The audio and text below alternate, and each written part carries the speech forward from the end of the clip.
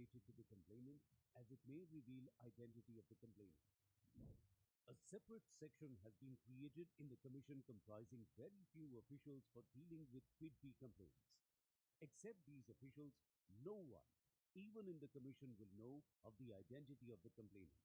The complaint will be masked at the initial stage itself before sending it for further investigation. If any complainant still feels that he or she is being victimized because of his PIDPI complaint, he or she can apply to the Commission in this regard. The Commission will take appropriate action for protection of the complainant. Come, join us in the fight to make the country corruption-free. Say no to corruption. Commit to the nation. For more information, please visit Central Vigilance Commission website, issued in public interest by Central Vigilance Commission, Government of India.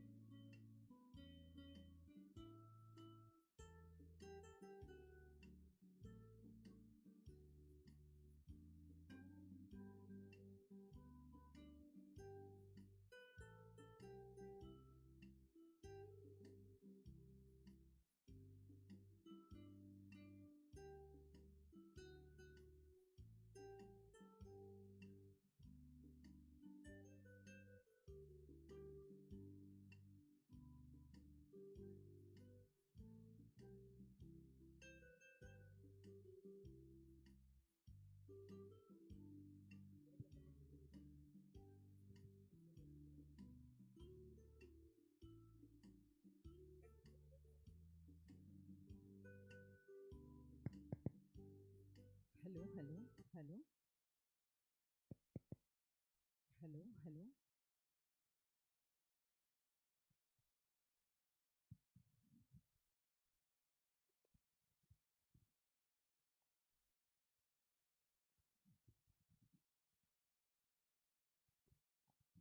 Hal, check, hal, hal.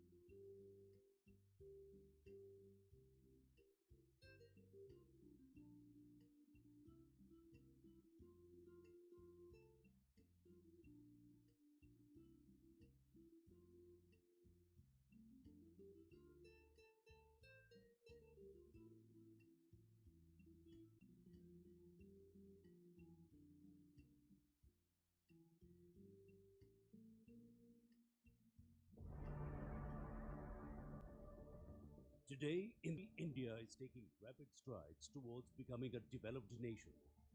In order to achieve the goal of becoming a developed nation, it is essential to have honesty and transparency in government functioning.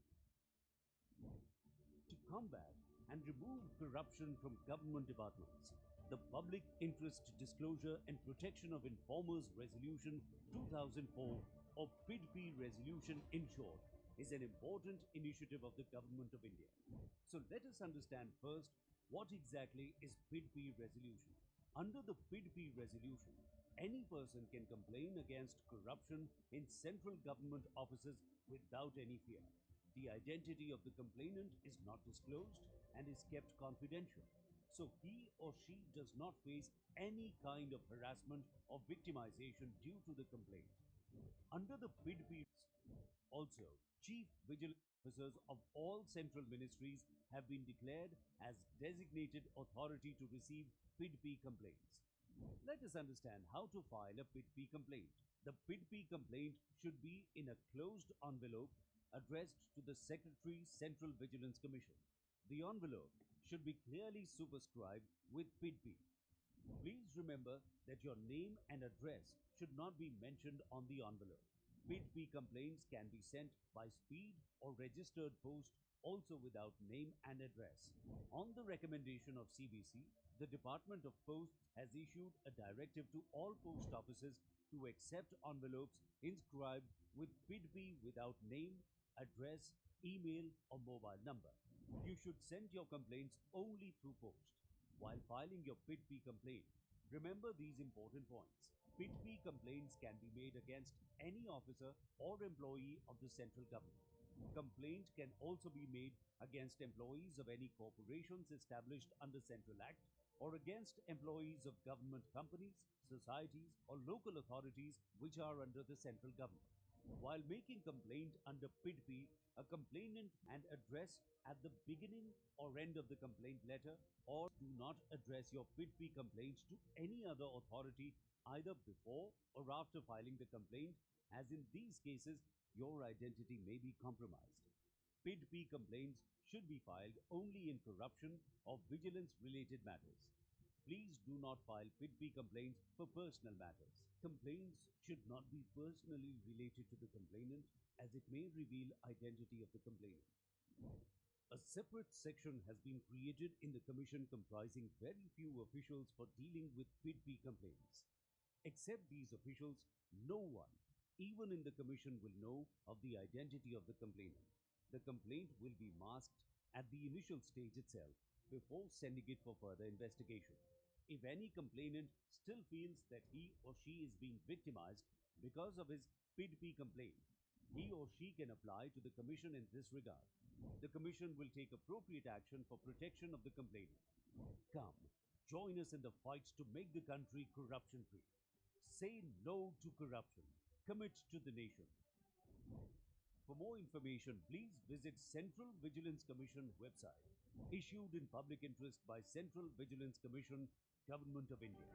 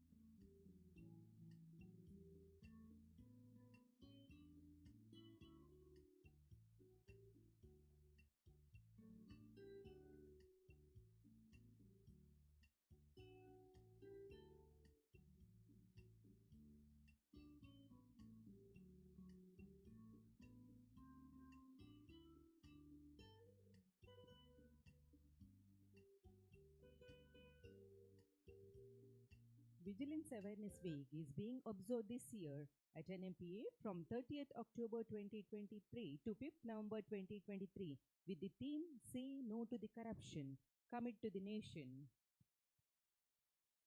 Various activities has taken place from 30th October 23 in connection with Vigilance Awareness Week. Integrity Pledge followed by signature campaign was held at auditorium. Presentation on systemic improvement for implementation by CEO NMPA to the senior officials of NMPA, and essay writing competition for outsourced and contract staff and trainees with the subject role of public in eradicating corruption. Essay writing competition with the subject valedictory function. We have the chief guest, Honorable Justice and Lokayukta of Karnataka and former judge of Supreme Court of India, IAS retired, ex-chief secretary, Government of Karnataka, and President of Function, Dr. Venkatramana Akkaraju, Chairperson, New Mangalore Port Authority, and also Shri Padmanabha Charke, IOFS, Chief Vigilance Officer, NMPA.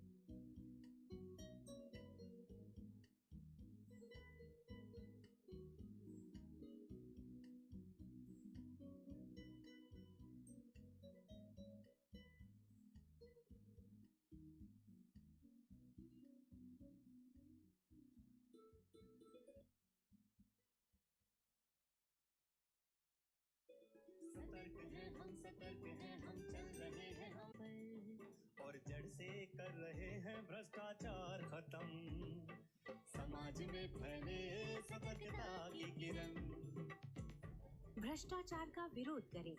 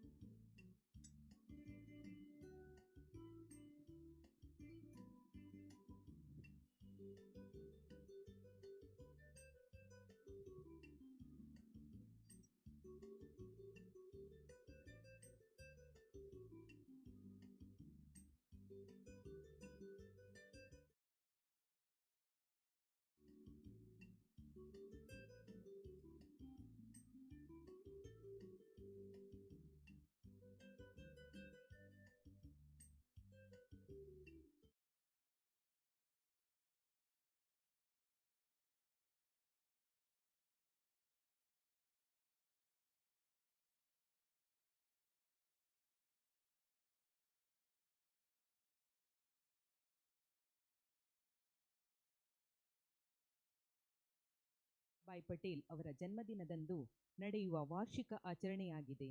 ಇದು ಅವರ ಅಚಲವಾದ ಸಮಗ್ರತೆಗೆ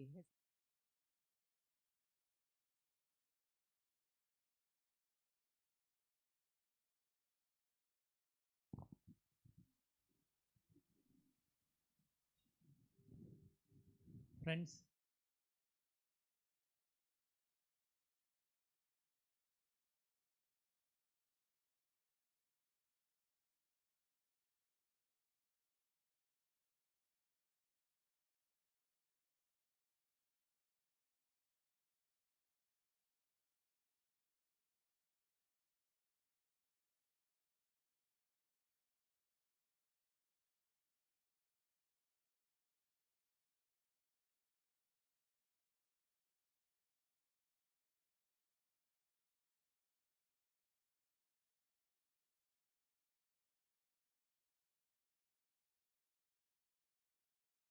your hands together to welcome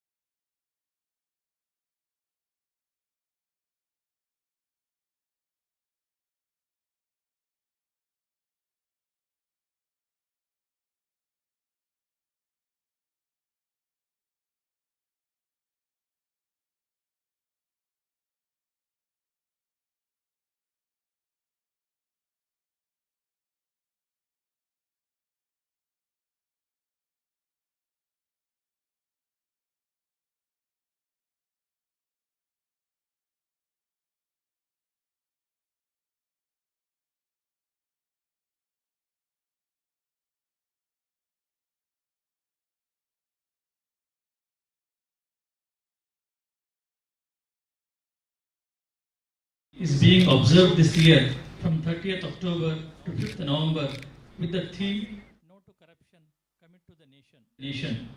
Sound moral and ethical belief and basic honesty are highly valued characteristics in an employee.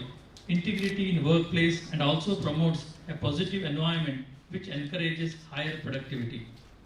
The observance of Vigilance Awareness Week at NMPA commenced on 30th October 2023 with taking of Integrity Pledge administered by Chairman NMPA, followed by signature campaign, and thereafter various competitions were conducted to bring vigilance awareness among the employees.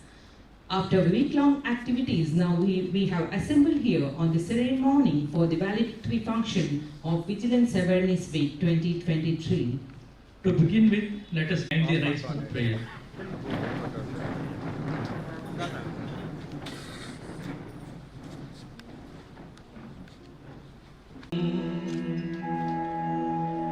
संसार सारं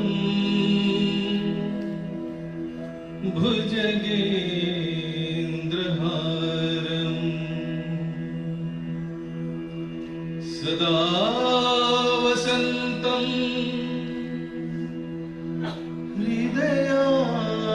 हृदयारविन्दे भवं भवानी सहितं नमामि भवं भवानी सहितं नमामि भवं भवानी सहितं नमामि.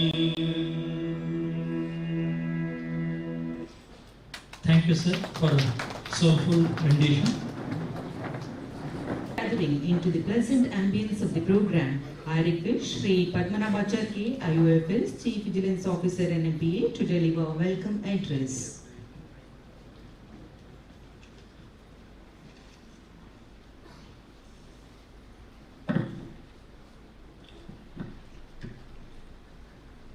ಎಲ್ರಿಗೂ ನಮಸ್ಕಾರ. ಇಂದಿನ ಜಾಗೃತಿ ತಿಳುವಳಿಕೆ ಸಪ್ತಾಹ ಸಮಾರೋಪ ಸಮಾರಂಭದ ಮುಖ್ಯ ಅತಿಥಿಗಳು ಹಾಗೂ ನಮ್ಮ ನೆಚ್ಚಿನ ನ್ಯಾಯಮೂರ್ತಿ ಸಂತೋಷ್ ಹೆಗ್ಡೆ ಅವರೇ, ಕಾರ್ಯಕ್ರಮದ ಇನ್ನೋರ್ವ ಗಣ್ಯ ಅತಿಥಿ ಹಾಗೂ ಕರ್ನಾಟಕ ರಾಜ್ಯದ ನಿವೃತ್ತ ಮುಖ್ಯ ಕಾರ್ಯದರ್ಶಿ ಡಾಕ್ಟರ್ ಸುಭಾಷ್ ಚಂದ್ರ ಕುಂಟಿಯಾರ್ ಅವರೇ, ಮತ್ತು ನವಮಂಗಳೂರು ಬಂದರು ಪ್ರಾಧಿಕಾರದ ಅಧ್ಯಕ್ಷರು ನಮ್ಮ ನೆಚ್ಚಿನ doctor KV. ರಮಣರವರೇ,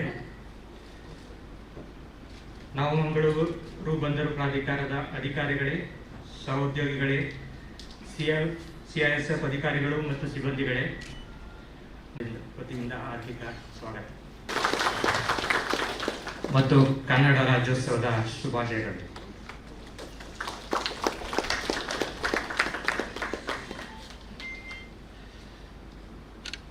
Eternal vigilance is the price of democracy. Eternal vigilance is the price of eternal development. These are the few quotes I came across of Vigilance Awareness Week.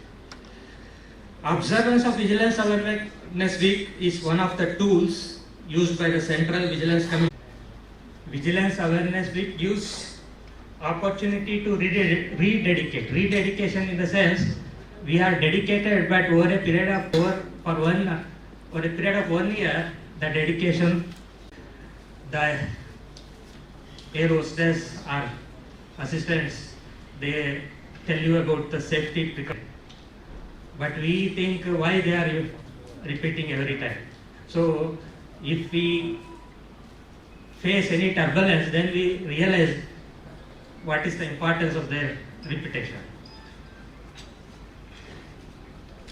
So coming to the Vigilance Awareness Week, as we all know that it's observed every year during the week in which the birthday of Sardar Vallabhbhai Patel, that is 31st October, falls in. Sardar Vallabhbhai Patel, as we all know, is regarded as the man with eyes, the man with eye. The birth anniversary or birthday of Sardar Vallabhbhai Patel, we observed this Vigilance Awareness Week. This year, the Vigilance Awareness Week was observed from 30 October to 5th November with the theme Safe.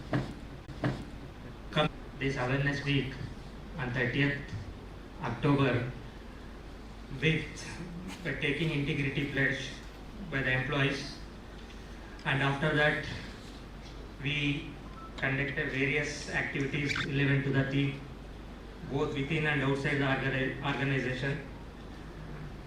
And also we arranged workshops, sensitization programs on preventive vigilance measures for employees and stakeholders of the court.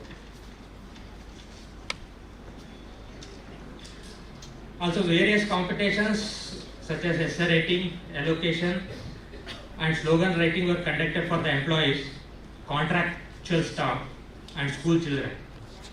Students from 5 to 6 schools in and around Panambur were participated in the competitions, and as a part of public outreach activities we conducted vendor meet, walkathon, and also this year, sir, as an innovative step, we organized a sand art depicting the anti-corruption and also leveraging of IT for complaint disposal. So these areas we concentrated, in fact focused, along with other preventive vigilance measures.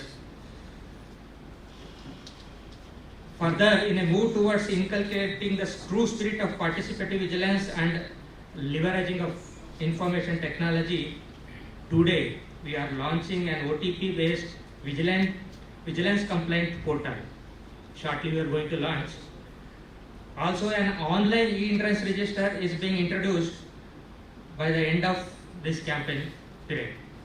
This will help us in increasing transparency and avoid malpractice.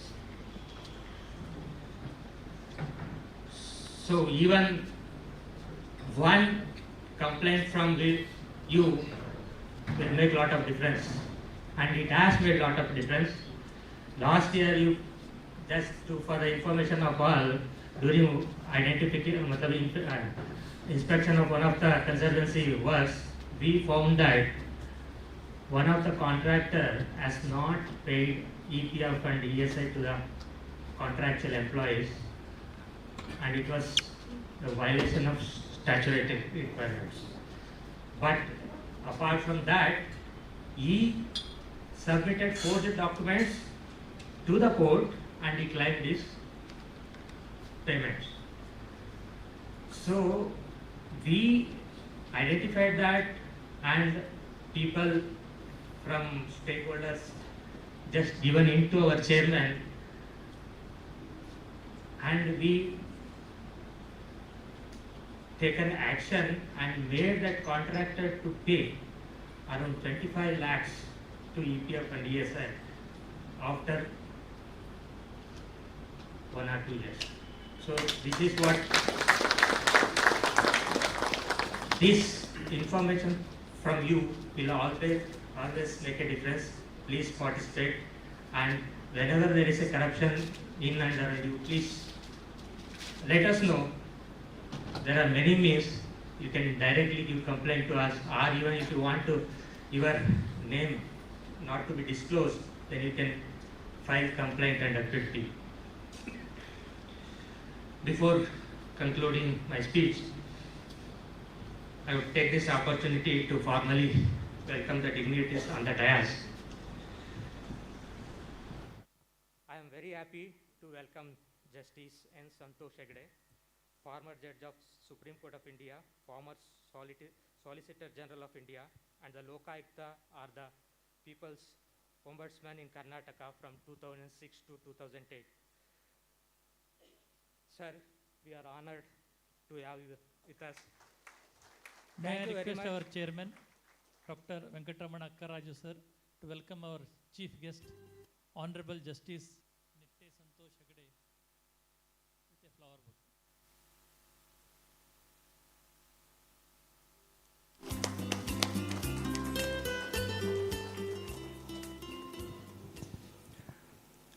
I also extend a warm welcome to Dr. Subhash Chandra Kuntia, ex-Chief Secretary, Government of Karnataka, and thank him for taking the time to be with us today. May I request once again our Chairman Dr. A.V. Ramana sir to welcome guest of honor Dr. Subhash Chandra Kuntia, IAS retired ex-Chief Secretary, with a flower bouquet.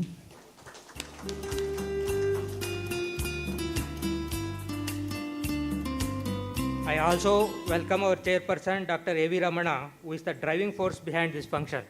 May I request Sri Padmanabhachar sir, Chief Vigilance Officer, to present a bouquet to our beloved Chairman Dr. Venkatramana Akkaraju sir, and welcome to this program.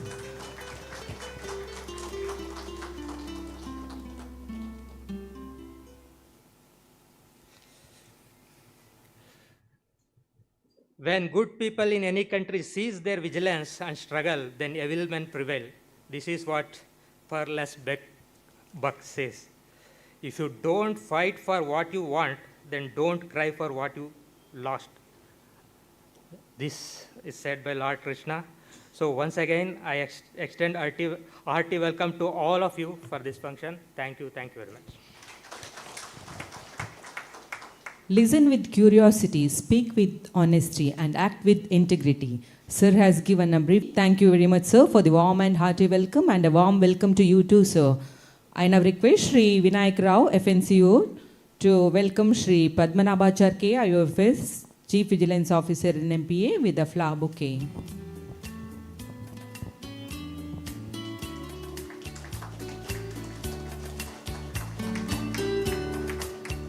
Thank you, sir.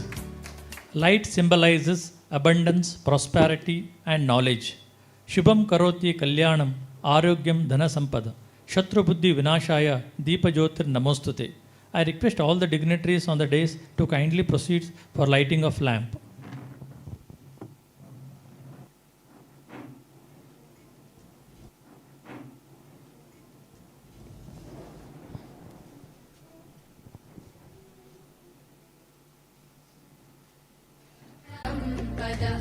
शत्रुबुद्धिविनाशाय दीपज्योतिर्नमोऽस्तुते दीपज्योतिर्नमोऽस्तुते दीपज्योतिर्परब्रह्म दीपज्योतिर्जनार्दनः दीपज्योतिर् I request HODs to kindly join. दीपज्योतिर्जनार्दनः दीपो हरतु मे पापं सन्ध्यादीपनमोऽस्तुते ओ दीपब्रह्मरूपस्त्वं ज्योतिषां प्रभुरव्ययः ओ दीपब्रह्मरूपस्त्वं ज्योतिषां प्रभुरव्ययः आरोग्यं देहि पुत्रांश्च मतिं स्वच्छां हि मे सदा रवेरस्तं समारभ्य यावत् सूर्योदयो भवेत्. Thank you, sir, for doing honors.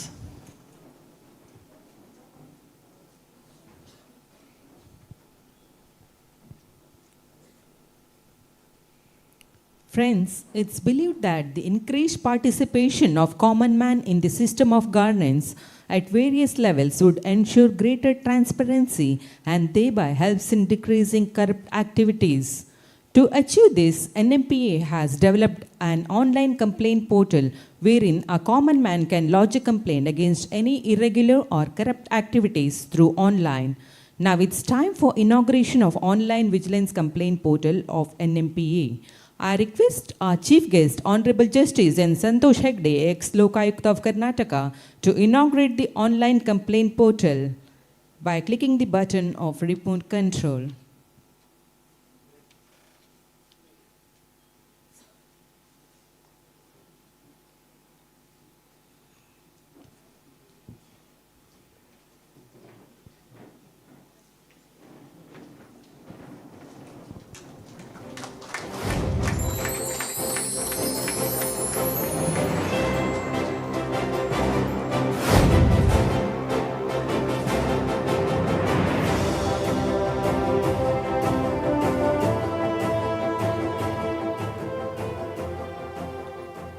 Thank you very much, sir, for inaugurating the online portal. Now we will watch a short video on how to lodge an online complaint through this portal. Increased participation of the common man in the system of governance at the various levels would help in elimination of irregular, corrupt activities from the governance mechanism. Citizens can also draw the attention of appropriate agency towards the acts of corruption by making a formal complaint regarding any such activity in writing or through specified means. Complaint redressal mechanism may be used for this purpose. Timely disposal and monitoring of complaints is essential to ensure that illegal acts are identified and stopped at the right time. To achieve this, an online complaint portal is developed and being implemented at NMPA. Only those complaints which are within the Vigilance Department of NMPA. The complaints must contain the factual details, verifiable facts, and related matters which should not be vague or contain sweeping general statements.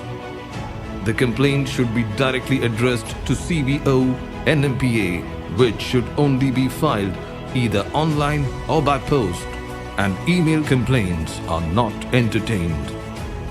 The unsigned anonymous or pseudonymous complaints are not entertained. It is also advised not to continue lodging complaint on the same subject more than once. Once a complaint is registered in the office of CVO, further correspondence in the matter will not be entertained. However, CVO will ensure that the complaints are investigated and action taken to its logical conclusion. Online Vigilance Complaint Portal. In NMPA website www.newmangaloroport.gov.in, Online Vigilance Complaint Portal ribbon needs to be clicked. When the ribbon Online Vigilance Complaint Portal in NMPA website link is clicked, the new web page will be opened with three options: lodge your complaint, know your complaint status, and complaint handling policy. Administrative in nature and having no vigilance action allegation of corruption, filed and closed as pseudonyms, taken up the complaint for detailed investigation.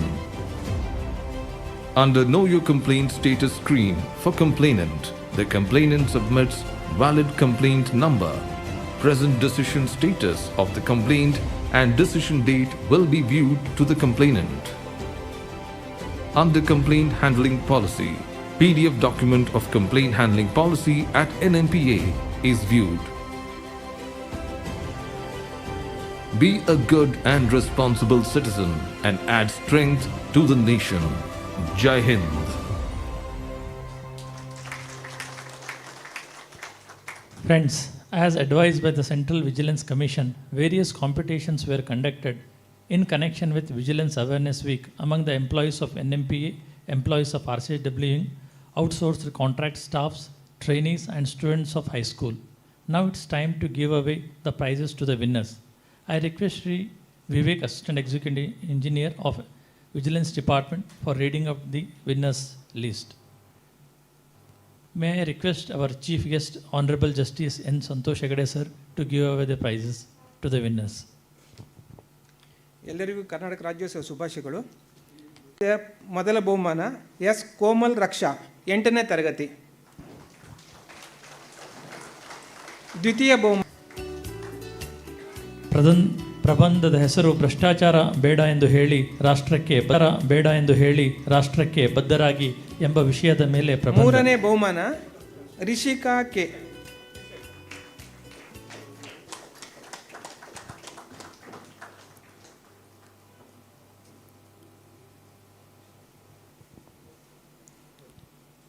ಎರಡನೇ ಬಹುಮಾನ ಪ್ರೀತಿ ಬಿಸ್ವಾಸ್.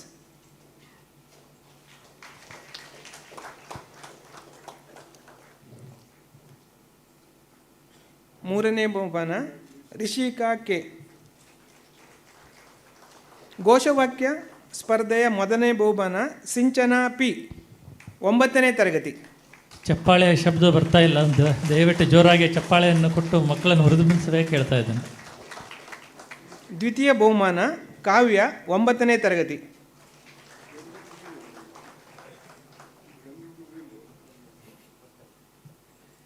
ಮೂರನೇ ಬಹುಮಾನ ಜಗ್ಜಿತ್ Kulal 10 B ವಿಭಾಗ.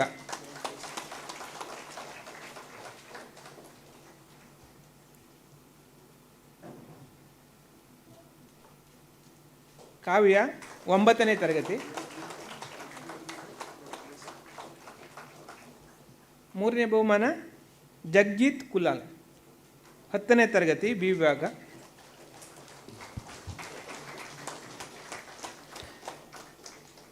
ಸರಕಾರಿ ಪ್ರೌಢಶಾಲೆ ಮೀನಕಳಿಯ ಪ್ರಬಂಧ ಸ್ಪರ್ಧೆ ಮೊದಲನೇ ಬಹುಮಾನ ಲಿಖಿತ 9ನೇ ತರಗತಿ. ದ್ವಿತೀಯ ಬಹುಮಾನ ಅಕ್ಷತಾ 9ನೇ ತರಗತಿ. ತೃತೀಯ ಬಹುಮಾನ ಸೌಮ್ಯ 10ನೇ ತರಗತಿ. ಇವರೆಲ್ಲ ಗವರ್ಮೆಂಟ್ ಹೈಸ್ಕೂಲ್ ಬೇಕಂಪಾಡಿ ಮೀನಕಳಿಯ ವಿದ್ಯಾರ್ಥಿಗಳು. ಎರಡನೇ ಬಹುಮಾನ ಅಕ್ಷತಾ.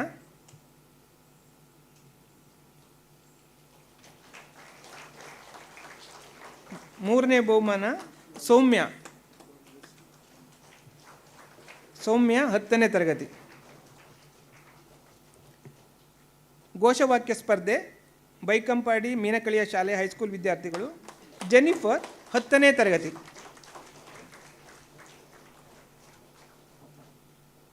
ಜೆನಿಫರ್ 10ನೇ ತರಗತಿ. ಸೆಕೆಂಡ್ ವಿನೋದ್ 9ನೇ ತರಗತಿ.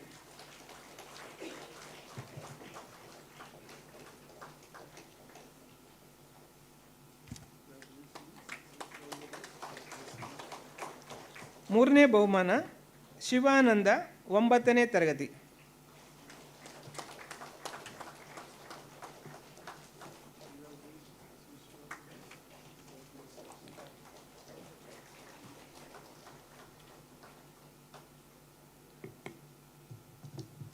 ಶಿವಾನಂದ 9ನೇ ತರಗತಿ. ಪ್ರಬಂಧ ಸ್ಪರ್ಧೆಯಲ್ಲಿ ಮೊದಲನೇ ಬಹುಮಾನ ಅನಿಕೇತ 10ನೇ ತರಗತಿ. Sir, now may I request Dr. Subhash Chandra Kuntia, guest of honor, to give away the prizes. I request guest of honor Dr. Subhash Chandra Kuntia to give away the prizes. Aniket 10ನೇ ತರಗತಿ. Second prize ನಸ್ರಿಯಾ 10ನೇ ತರಗತಿ. Third prize ಅನುಷ್ಯಾ 8ನೇ ತರಗತಿ.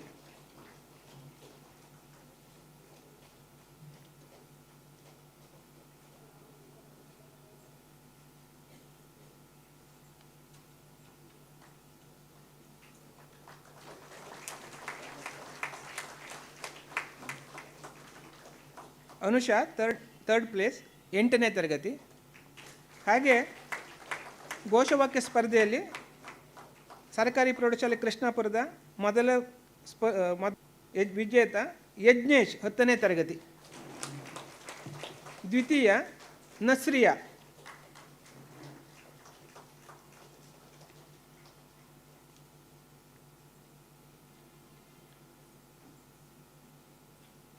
ಅಕ್ಷತಾ 9ನೇ ತರಗತಿ.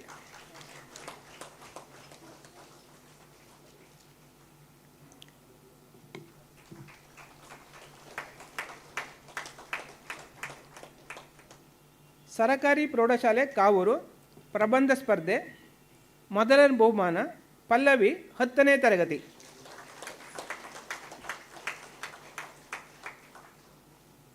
ದ್ವಿತೀಯ ಬಹುಮಾನ ಶ್ರದ್ಧಾ B Hegde 8ನೇ ತರಗತಿ.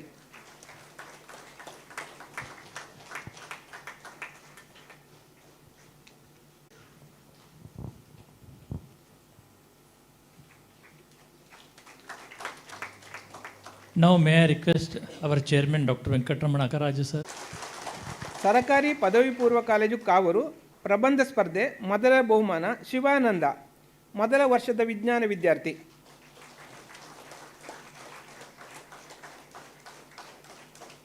ದ್ವಿತೀಯ ಬಹುಮಾನ ಸುಜಾತ ದ್ವಿತೀಯ ವರ್ಷದ ವಿಜ್ಞಾನ ವಿಭಾಗ.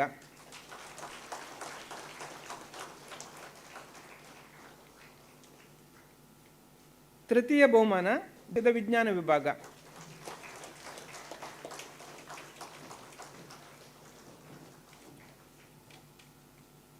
ಪ್ರಬಂಧ ಸ್ಪರ್ಧೆ ನವಮಂಗಳೂರು ಬಂದರಿನ ಹೊರಗುತ್ತಿಗೆ ನೌಕರರು ಹಾಗೂ ಟ್ರೈನೀಸ್. ಮೊದಲನೇ ಬಹುಮಾನ Jnanesh from nimbus harbour facilities management private limited, first prize. ದ್ವಿತೀಯ ಬಹುಮಾನ ವೀರಪ್ಪ ನಾಯಕ್ ದ್ವಿತೀಯ ಬಹುಮಾನ.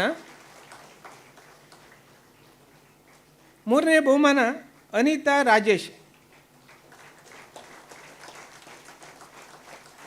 ಹಾಗೆ ಮತ್ತೊಬ್ಬ ಮೂರನೇ ಬಹುಮಾನ ಪಡೆದವರು ಪ್ರಿಯಾತಾ ಕೆ.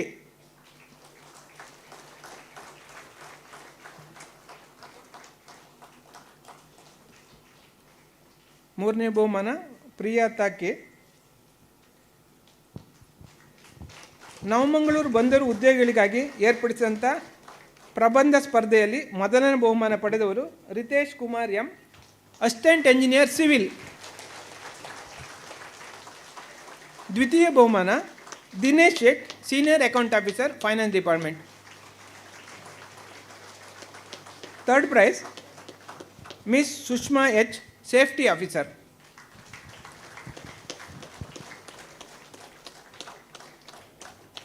ಹಾಗೆ ಭಾಷಣ ಸ್ಪರ್ಧೆ ನವಮಂಗಳೂರು ಬಂದರು ಉದ್ಯೋಗಿಗಳಿಗಾಗಿ ಅದರ ಮೊದಲ ಬಹುಮಾನವನ್ನು doctor Dayanand Shetty, assistant engineer civil, private secretary to chairman NMPA. Thank you, sir. May I request our Shri Padmanabha Acharya, sir, to present few of the prizes now. ದ್ವಿತೀಯ ಬಹುಮಾನ Basavaraj Kaulagi, assistant executive engineer mechanical, stores division. ಮೂರನೇ ಬಹುಮಾನ ಕುಲ್ದೀಪ್ ಸಿಂಗ್, ಹಿಂದಿ ಅಧಿಕಾರಿ ಮತ್ತು ಮತ್ತೊಬ್ಬ ಮೂರನೇ ಬಹುಮಾನವನ್ನು miss Sushma H, safety officer ಪಡೆದುಕೊಂಡಿರ್ತಾರೆ.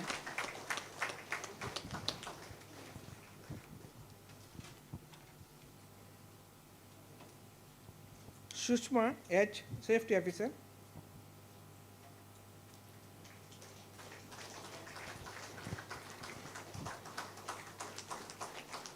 ಬಹುಮಾನವನ್ನು ಪಡೆದ ಎಲ್ಲರಿಗೂ ಹಾಗೂ ಸ್ಪರ್ಧೆ ಏರ್ಪಡಿಸಲು ಸಹಕರಿಸಿದ ಶಾಲಾ ಅಧ್ಯಾಪಕ ವೃಂದದವರಿಗೂ ಹೃತ್ಪೂರ್ವಕ ವಂದನೆಗಳು, ಧನ್ಯವಾದಗಳು. ಶುಭವಾಗಲಿ, ಶುಭ ದಿನ. Thank you, sir, for presenting the prizes. Congratulations to all the winners, participants, and special thanks to our judges and teachers of high school for encouraging the students to take part on this competition. Friends, New Mangalore Port is known for most user-friendly port among the major ports of our country, which is led by our dynamic and visionary chairman, Dr. Venkatramana Akkaraju, sir. Sir, may I request you to address the gathering, please, sir?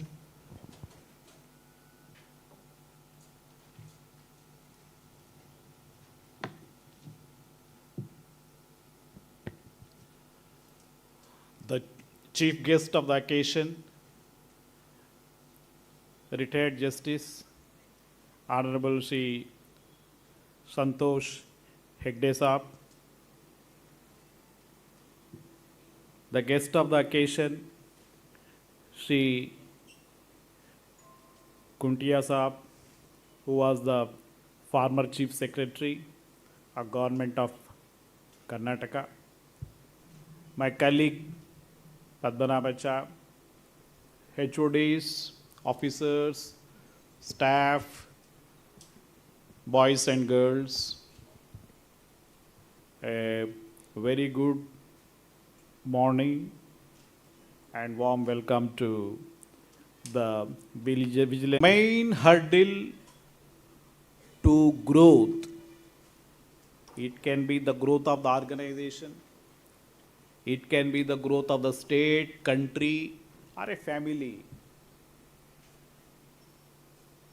The main hurdle is not having ethical living. I don't talk about corruption even, I am talking about ethical living. When you don't have ethics, you will do corruption. When you don't have ethics, you will not be loyal to your family even. Forget about the organization. So, before we talk about corruption, let us learn what is ethical living, what is morality towards life. These two are important. The young boys and girls, they are the backbone. In fact, when a boy or a girl starts growing, we have to inculcate certain fundamental values to them at a very, very tender age. We have to teach them what is morality, what are the basic ethics, and when they grow up, what are their duties and responsibilities towards the society and nation, apart from the family.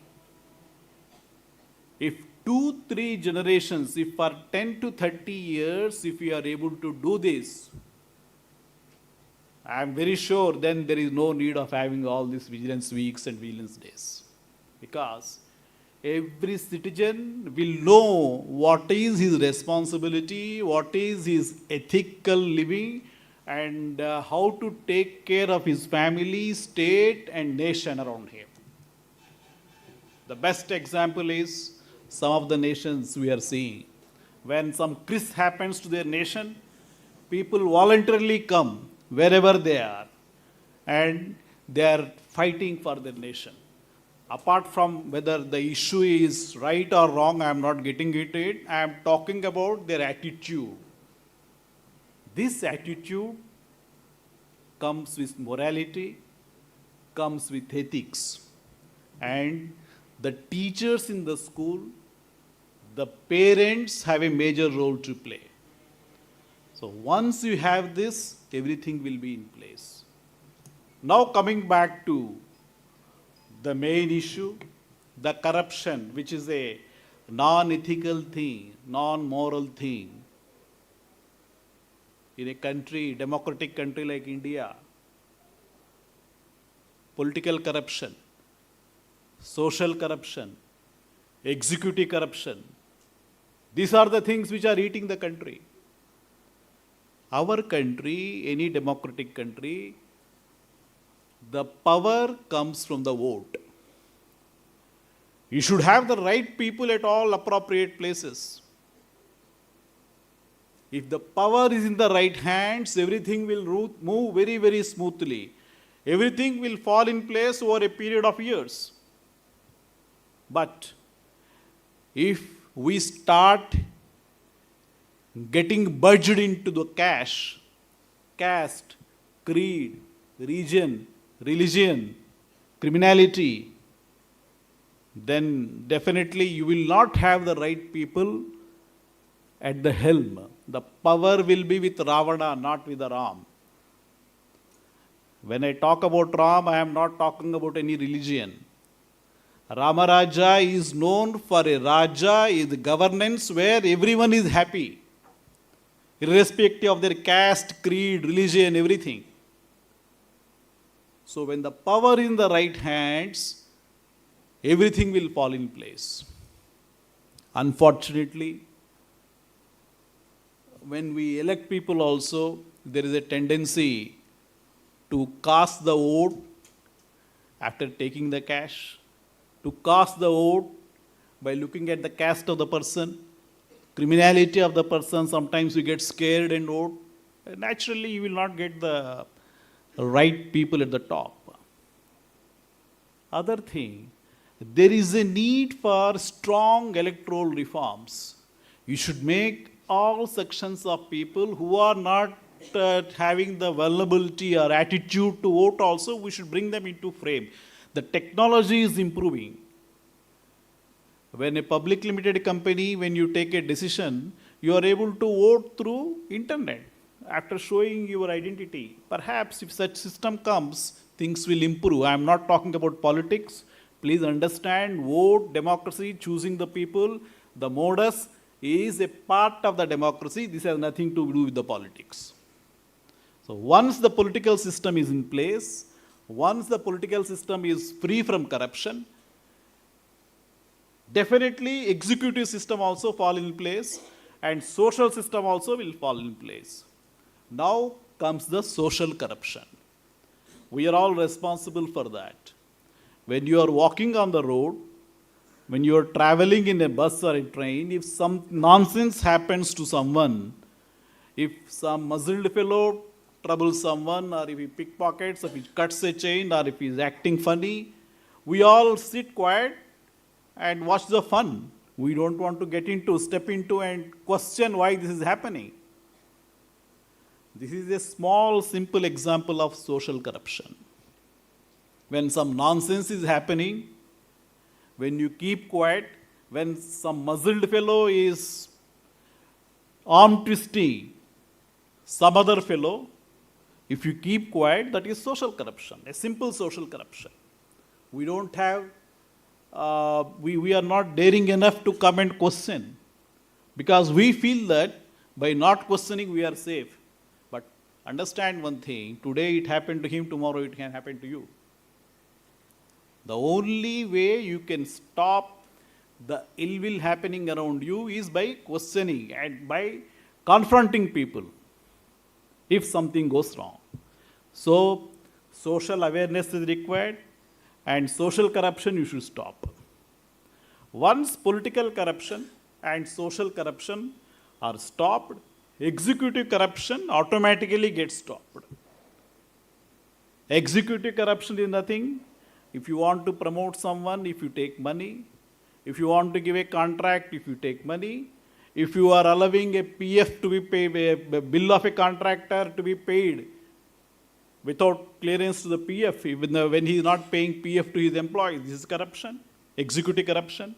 When you stop a bill and sit on it for 10-15 days without no reason, it is also executive corruption. You must have seen, nowadays, chairman's office is monitoring the bills. When you stop a bill more than 15 days, we are questioning you.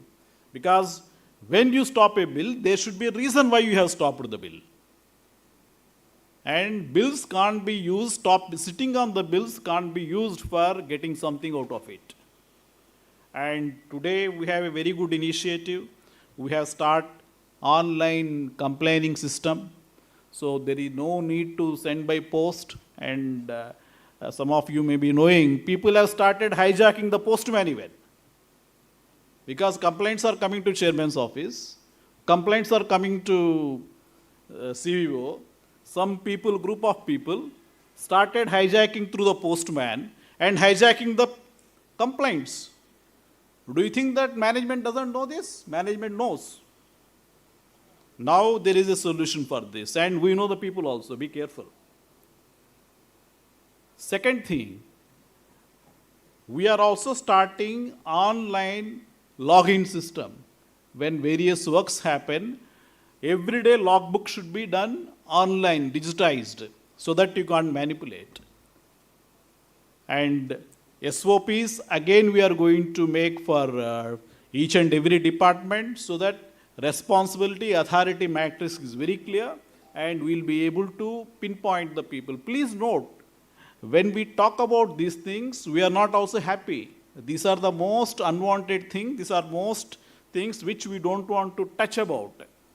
But we have to talk about these things. We have to get into these areas because things are going wrong. When we take action on someone, when we talk tough on someone, we have nothing personal about the person. We don't know his face. We don't want to know also. Only his actions are compelling us to be tough with them. In spite of that, if people think they can continue with that, be ready for facing the issues. And other things, sometimes we let loose people, in the sense, though we know something has happened, we may take a lenient view, not because the case is not strong, not because we don't have the proof, it is just because on humanitarian grounds. XYZ may be retiring, XYZ may be retiring in 6 months, 7 months, someone may be due for promotions. We take a lenient view, but doesn't mean that every time we'll be lenient to the people. So this in general. At the same time, I'm proud to tell you, sir, New Mangalore port, when you talk about corruption, it is the least corrupt port. I am proud to say about it. The number of complaints that go to Central Vigilance Commission, the number of disciplinary cases that happen here are far less when compared to other ports, not even 5%. That way, I am proud to say, New Mangalore port, authoritatively I can say, 95% there is no corruption here, 5% corruption is there, I have to admit fact. And that 5% also we will tackle. And I am proud to say 98% of my staff officers are very loyal, very straightforward, very honest. That's also a proud thing to say. So I am very sure over a period of time, because of ignorance, lack of knowledge or whatever it is, something may be happening, and I am very confident, and my next motive is, next target is to bring this 2% also into that 98+%, so that New Mangalore port will become 100% corruption free, and it will be a port of ethical living. And once you live ethically, everything will be positive towards you. There will be a positive vibration everywhere. So, thank you, Jai Hind, Jai Bharat, and let us work for a corruption-free Mangalore port, corruption-free society, corruption-free country. Thank you.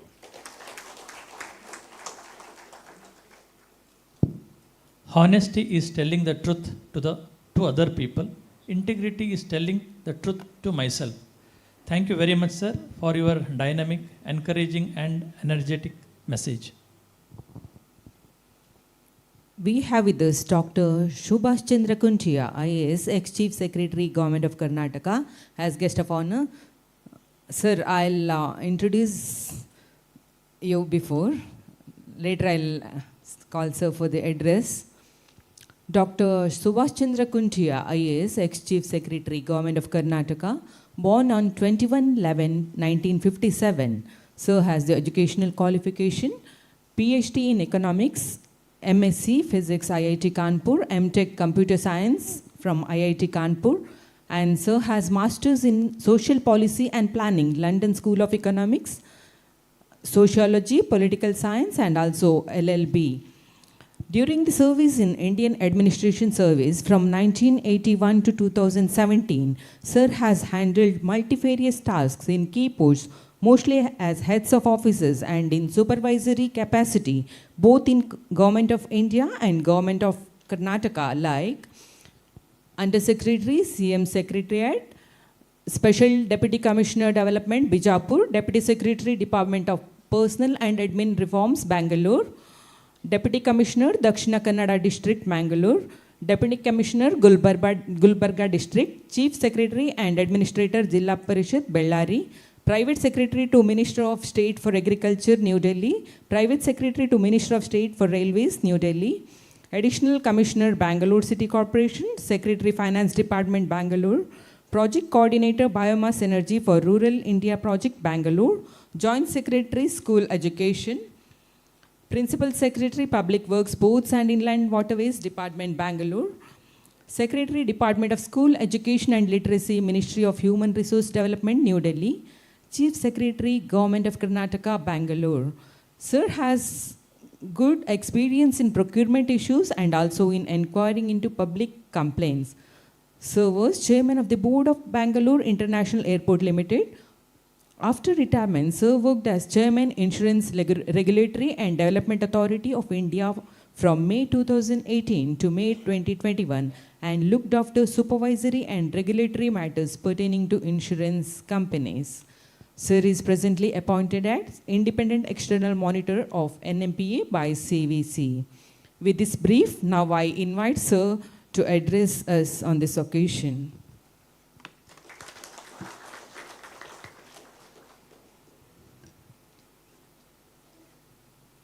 ಇವತ್ತಿನ ಮುಖ್ಯ ಅತಿಥಿಗಳಾದ ಸರ್ವೋಚ್ಚ ನ್ಯಾಯಾಲಯದ ಮಾಜಿ ನ್ಯಾಯಾಧೀಶರಾದ ಮತ್ತು ನಮ್ಮ ಕರ್ನಾಟಕ ರಾಜ್ಯದ ಮಾಜಿ ಲೋಕಾಯುಕ್ತಗಳಾದ ಮಾನ್ಯ ಡಾಕ್ಟರ್ ಸಂತೋಷ್ ಹೆಗಡೆ ಅವರೇ, ನವಮಂಗಳೂರು ಬಂದರ ಪ್ರಾಧಿಕಾರಣದ ಅಧ್ಯಕ್ಷರಾದ ಡಾಕ್ಟರ್ ವೆಂಕಟರಮಣ ಅವರೇ, ಚೀಫ್ ವಿಜಿಲೆನ್ಸ್ ಆಫೀಸರ್ ಶ್ರೀಮಾನ್ ಪದ್ಮನಾಭಾಚಾರ್ಯ ಅವರೇ, ಎಲ್ಲ ಅಧಿಕಾರಿಗಳೇ, ಶಾಲೆ ಮಕ್ಕಳೇ ಮತ್ತು ಎಲ್ಲ ಸ್ನೇಹಿತರೆ, ನಿಮ್ಮ ಎಲ್ಲರಿಗೂ ಕನ್ನಡ ರಾಜ್ಯೋತ್ಸವದ ಶುಭಾಶಯಗಳು. ಈ ಒಂದು ವಿಜಿಲೆನ್ಸ್ ವೀಕ್ ಅಂದರೆ ಒಂದು ಸತರ್ಕತೆ ಬಗ್ಗೆ ಒಂದು ಆಚರಣೆ ನೀವೆಲ್ಲ ಮಾಡಿದಿರಿ. ಒಂದು ವಾರ vigilance, importance of vigilance has to be highlighted so that we recall ourselves as to what we should do so that there is less corruption and there will be better integrity in our administration. So of course all of you officers are here. The eternal vigilance is the price of liberty. So what is vigilance? Vigilance is nothing but to remain alert, to remain watchful, so that wrong things do not happen. So generally now by vigilance we feel that the vigilance wing catches somebody who has done a wrong thing and then the person is punished. This is what is called punitive vigilance. So after the act is done, then you punish somebody, and of course that punishment has to be exemplary punishment so that it becomes a deterrent for others to do wrong things. So generally we understand vigilance by this. Whereas this is also important, what would be also important in our administration is to have kind of concurrent vigilance when action is being taken, when decisions are being taken. Then the people should be watchful, and it is not only the vigilance department which needs to be watchful, but every wing has to be watchful of itself so that things are done properly, and if there is something wrong, then remedial action can be taken in time. Even more important than this concurrent vigilance is the preventive vigilance, which is to create systems and procedures so that it will be very difficult for people to take wrong steps and indulge in corruption or kind of misdemeanor. So how to do that? We have to have very clear policies, very clear procedures for SOPs to do things within the organization.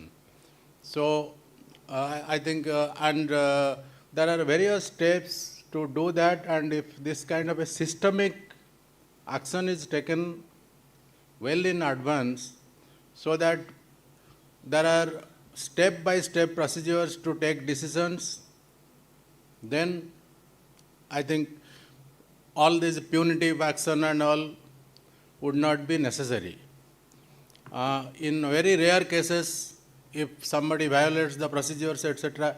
So now there are 3 steps. One is preventive vigilance, concurrent vigilance, and then the punitive vigilance. So these importance of these 3 steps needs to be understood, and then I think we should take action. Mr.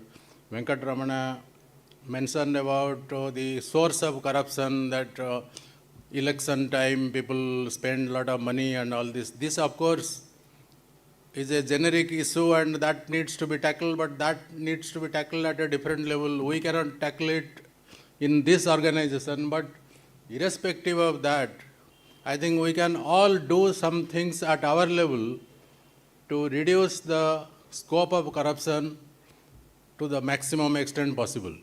So this is what I think we all should, and I am happy to hear that NMPT is one of the better organizations as compared to other ports, and also, in fact, having been in this district, I also know that among the districts in Karnataka, perhaps this is one of the better administered places where people are very much aware of their rights and duties and responsibilities.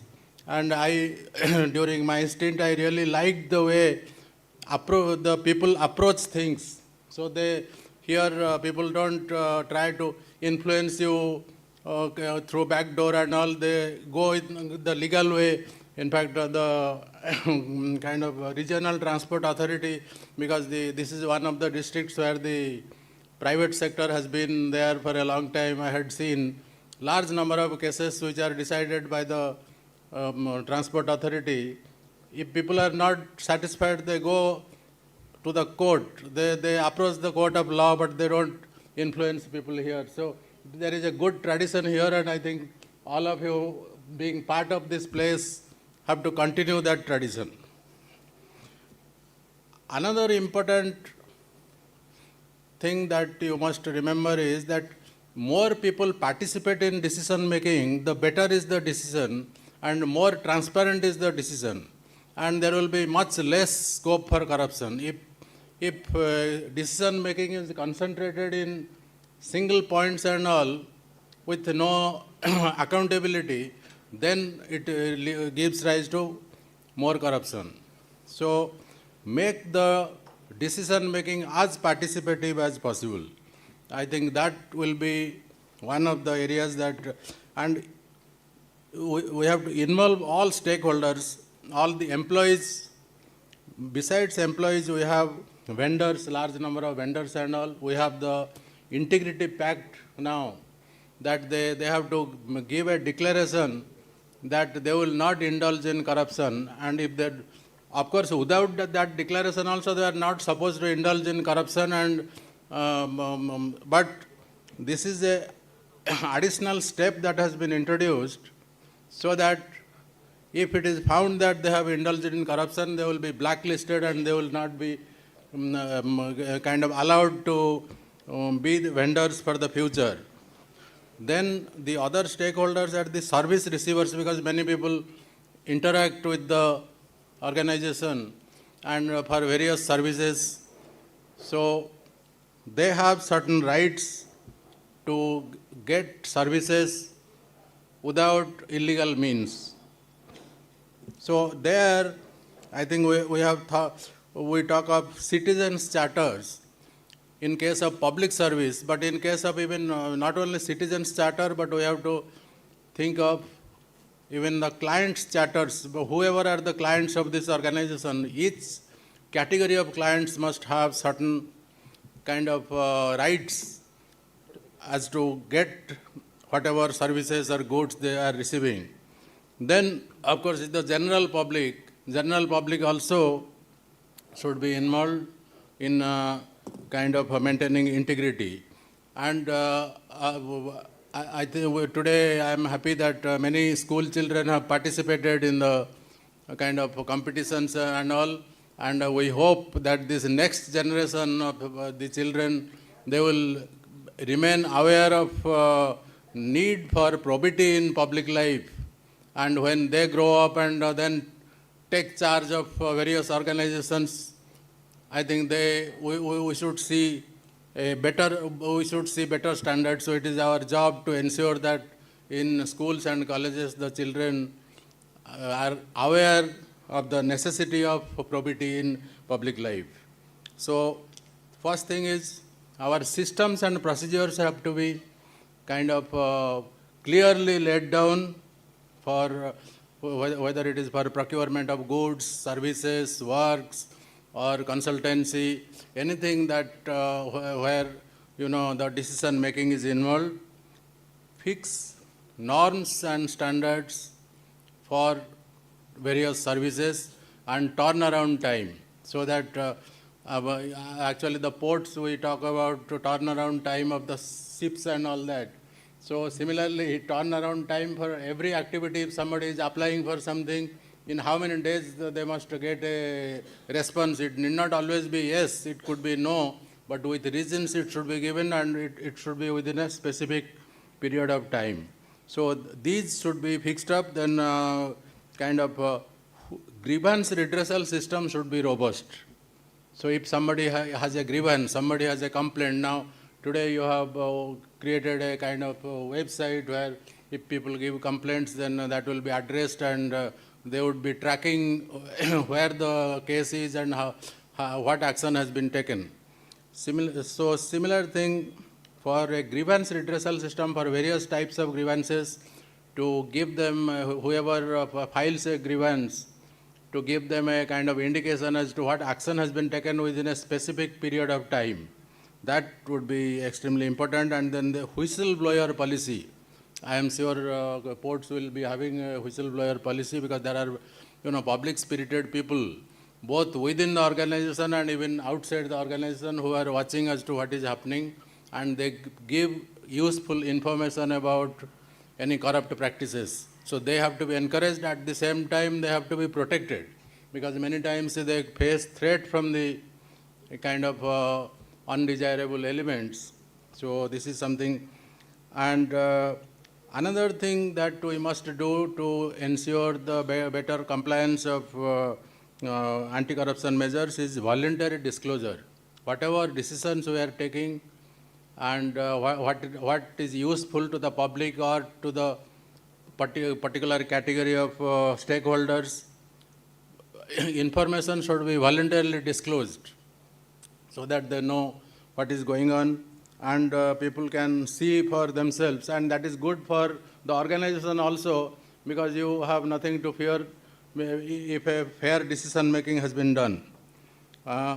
Use of technology has a big role to play, and particularly the information technology, that it has a lot of power. Now this website itself, if it had been a manual system, it would be so kind of laborious to manage, but this is done with so much of ease. Similarly, all processes can be, streamlined using technology. Then even the vigilance functions can also be handled using technology. You can use data analytics, artificial intelligence, etc., to find out abnormal behavior during decision making. So this is something that I think should be used in a big way. And for employees, we should not forget we should not only think of this during this week, but throughout the year. I think we should all be kind of geared towards eliminating the corruption from the system. So the transparency and openness is the heart of everything, and that will lay the foundation for the good governance. As we say, the sunshine is the best disinfectant. So if you are open to everybody, then there will be less scope for undesirable activities and corruption. Accountability, that each stage of decision making, who is involved and who should be made accountable, that also is important. And how to improve the efficiency and how to improve the competitiveness among the vendors. So these should be our ideal. Public interest disclosure, which was mentioned by Padmanabhachar, that is again something which you should. And then when you develop systems and procedures, they should be such that wrongdoing can be severely punished, so that it is not only ethical and moral issue, but it should also, on the cost-benefit analysis, it should not work out for the wrongdoers. For example, let us say, I will give an example of people ticketless travel in a bus. So many people resort to ticketless travel on the hope that they will be caught once in 30 days, So then they will be fined, let us say 100 rupees, but every day they are saving 20 rupees. So in 30 days they will save 600 rupees. So they are ready to pay 100 rupees fine. But if the fine is 1000 rupees, then they will not go for ticketless travel, because so this kind of an economic analysis has to be done to make kind of the punishment effective. Otherwise it will not be. So that's why in our Prevention of Corruption Act, if somebody is kind of convicted, even for receiving a 1 rupee bribe also, if it is proved, that then under our service rules, there is no lower punishment than dismissal, because corruption cannot be tolerated at any level, whether it is small. So that is how, our punitive system also has to be designed on this basis, so that it is effective and it is a deterrent for wrongdoers. So I think Honorable Justice Hegde has been a model Lokayukta for the entire country, and let us we look forward to hearing from him about his experience to eradicate corruption from the system. Many people, to justify corruption, they say that corruption is a lubricant which makes the system to work, but this kind of a notion actually damages the entire system. Many Western countries, developed countries, their public is not harassed. They don't have to bribe anybody and all, and the life goes on smoothly. And actually many of our people, when they go there, they kind of find it quite. So it is a question of stage of development, and we should quickly come to that level where, people can go about transacting their business without looking at illegal means and all. So let us resolve that we bring about such a system, and I think there are a lot of exemplary actions Justice Hegde had taken during his time. So you will perhaps hear a little bit of those, and I'm happy to be here amongst you today, and I wish that this kind of a good tradition that the Mangalore, this entire coastal Karnataka has, should be continued, and New Mangalore Port will be a kind of model organization in the country to create a good vigilance system and a kind of system which works on integrity. Thank you very much. ಜಾಗೃತಿ ಸಪ್ತಾಹದ ಉದ್ದೇಶವು ಭ್ರಷ್ಟಾಚಾರದ ದುಷ್ಪರಿಣಾಮಗಳ ಬಗ್ಗೆ ಸಾರ್ವಜನಿಕರಲ್ಲಿ ಜಾಗೃತಿ ಮೂಡಿಸುವುದು ಮತ್ತು ಅದನ್ನು ಎದುರಿಸಲು ಸಾಮೂಹಿಕ ಪ್ರಯತ್ನಗಳನ್ನು ಉತ್ತೇಜಿಸುವುದು, ತಂತ್ರಜ್ಞಾನದ ಬಳಕೆ ಮುಂತಾದ ಉತ್ತಮ ಮಾಹಿತಿ ನೀಡಿದ ನಮ್ಮ ಜಾಗೃತಿ ತಿಳುವಳಿಕೆ ಸಪ್ತಾಹದ ನಮ್ಮ ವಿಶೇಷ ಅತಿಥಿ ಡಾಕ್ಟರ್ ಸುಭಾಷ್ ಚಂದ್ರ ಕುಂಟಿಯಾ ಅವರಿಗೆ ತುಂಬು ಹೃದಯದ ಅಭಿನಂದನೆಗಳು. Friends, the observance of Vigilance Awareness Week is to reiterate our commitment to achieving the goal of honesty, transparency and accountability in public life. Today we have with us the epitome of honesty, transparency and accountability, the first person to voluntarily publish the details of his property and bank balance in Lokayukta website, none other than our own Kannadiga ex-Lokayukta Justice Nitte Santosh Hegde. Sir, it is our truly honor to have you here. Before I request our chief guest to address us, it is my privilege and honor to present a brief biodata of sirs. Honorable Justice N. Santosh Hegde was born in a Tulu-speaking Bunts family on June 16, 1940 in Nitte village of Udupi district, Karnataka. Father is Justice K.S. Hegde, former judge of Supreme Court, and mother is Meenakshi Hegde. Sir had his early education at St. Aloysius College, Mangalore, and Madras Christian College in Madras. Completed his intermediate exams from St. Joseph's College, Bangalore, and BSc degree from Central College of Bangalore, and graduated with a law degree from Government Law College, Bangalore in 1965. After completing apprenticeship training, was enrolled as an advocate in 1966 and practiced as a lawyer for 18 long years and designated as senior advocate in May 1984. Later was appointed as the Advocate General for the state of Karnataka from 1984 to 1988. Subsequently appointed as Additional Solicitor General of Union of India for 1 year in 1989 to 90. Later reappointed as the Solicitor General of India in 1998. Later, Honorable Justice Santosh N. Hegde was appointed as Judge of Supreme Court of India in 1999 and retired as Judge of Supreme Court of India in 2005. Sir was conferred with Honorary Doctorate of Law degree from Mangalore University in 2005. For a brief period, worked as Chairperson of Telecom Dispute Settlement Appellate Tribunal, New Delhi. Later appointed as Lokayukta of Karnataka in 2006 for a term of 5 years. Sir, during his tenure as Lokayukta of Karnataka, had exposed major irregularities in mines in Ballari. As a Lokayukta, submitted a detailed investigation report consist of more than 17,000 pages to government, which subsequently led to stoppage of illegal mining and export of iron ore and limiting iron ore production for captive production of iron and steel.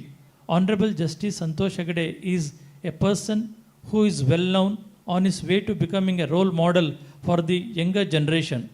The intrinsic values he holds dear in his life and his diligent fight against corruption makes him a person who is worthy of emulation.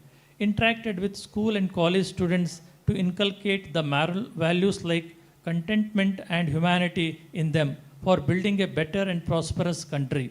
So far, Sir has visited more than 1,700 schools and colleges.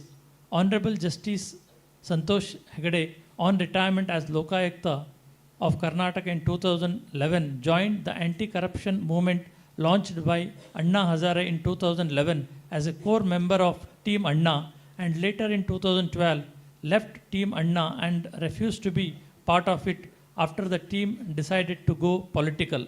Friends, with these brief details, let us welcome Honorable Justice Nitte Santosh Hegde with a big round of applause to address on this occasion. Sir, it is over to you, sir.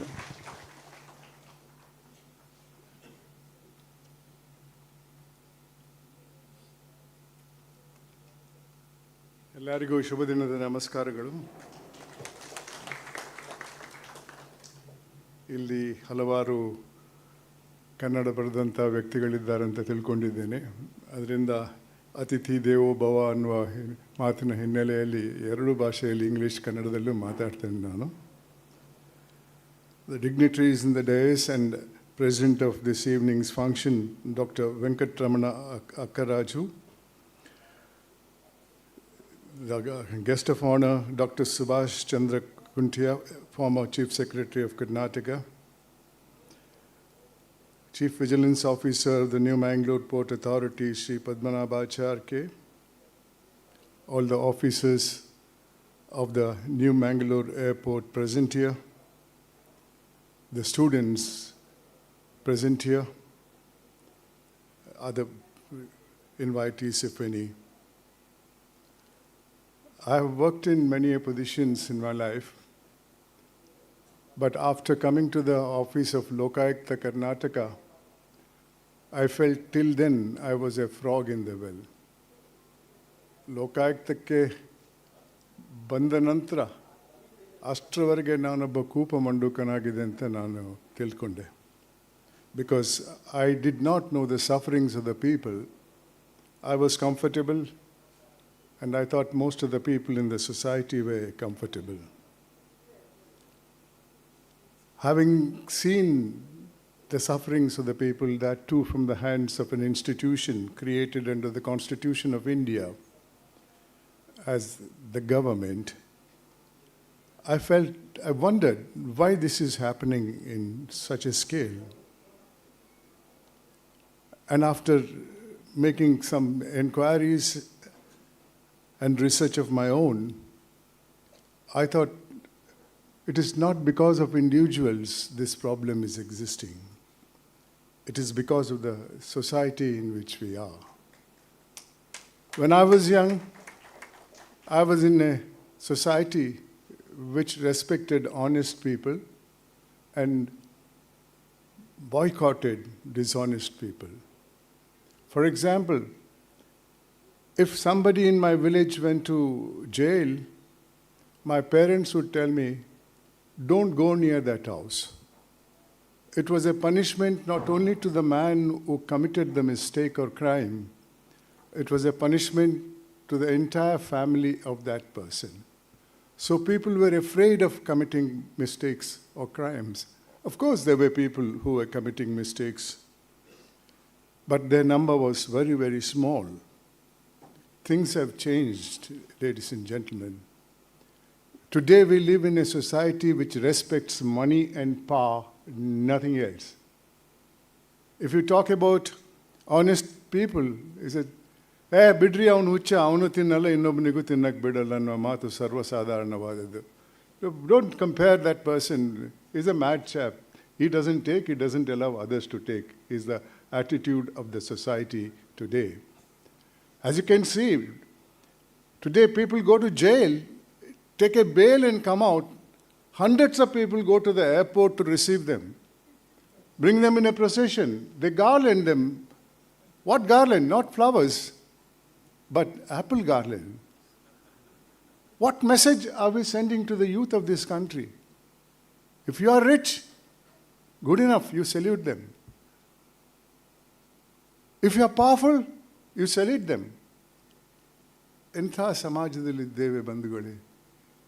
ಈ ಸಮಾಜವನ್ನು ನಾವು ಬದಲಾಯಿಸದಿದ್ದರೆ ಮುಂದೆ ಇದರ ಕಂಟಕ ಇನ್ನೂ ಜಾಸ್ತಿ ಆಗ್ಬೋದು. What is the cause for this? Cause is a disease called greed. This greed has no treatment. ಈ ದುರಾಸೆಗೆ ಮದ್ದಿಲ್ಲ. ಎಷ್ಟು ಮಾಡಿದರೂ ಸಾಲಲ್ಲ, ಇನ್ನೂ ಬೇಕು. I want to make more and more. There's no limit for greed. I'll give you an example. I'm not trying to exaggerate things and all. Our country has developed very much. But of all the things which has developed the most is this disease called greed. In the decade of 50s, there was a scam called Jeep scam.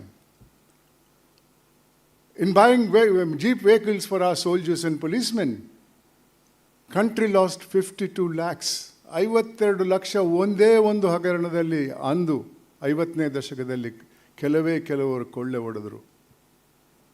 I'll be giving an example for one decade because I can't explain all the scams that have taken place to show to you how greed has grown in this country.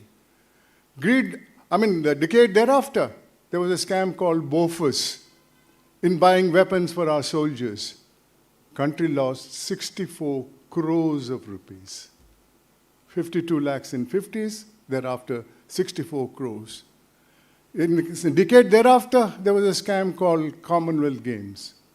Country lost 70,000 crores of rupees. This figure is not mine. ಈ ಸಂಖ್ಯೆ ನಂದಲ್ಲ. ವಿಚಾರಣೆ ನಂತರ ಕೇಂದ್ರ ಸರ್ಕಾರಕ್ಕೆ ವರದಿ ಕೊಟ್ಟಂಥ ಒಬ್ಬ ಸಂವಿಧಾನದ ಅಧಿಕಾರಿ CAG, the Comptroller and Auditor General, after inquiry gave a report to the Government of India stating in Commonwealth Games 70,000 crores have been swindled. Then come to the decade thereafter, 2G scam. Country lost 1,76,000 crores. Thereafter there was a scam called Colgate. Kallidalna Hagarana. 1,80,000 crores. These figures are not created by me. You can go to Google and find out this figures. Jeep scam, the Bofus scam, the Commonwealth Games scam, the 2G scam, the Colgate scam. You go to Google, you'll get to see and how much money has been lost in this country. Thereafter, of course, we are in 2023. The thousands have become lakhs and lakhs have become crores and crores and crores of rupees and all. My dear students, do you expect a country to be there after all these things and all.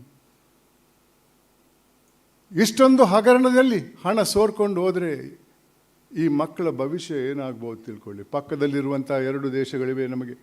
ಉತ್ತರದಲ್ಲಿ ಇನ್ನೂ ಒಂದು ದೇಶ ಹೆಸರು ಹೇಳಕ್ಕೆ ಹೋಗಲ್ಲ ನಾನು. ದಕ್ಷಿಣದಲ್ಲಿ ಇನ್ನೊಂದು ದೇಶ ಇದೆ, ಒಂದು ದ್ವೀಪ ಇದೆ. ಏನಾಗಿದೆ ಅವರ ಗತಿ? What has happen to the neighbouring countries where I am told 1 liter of milk is about 250 rupees.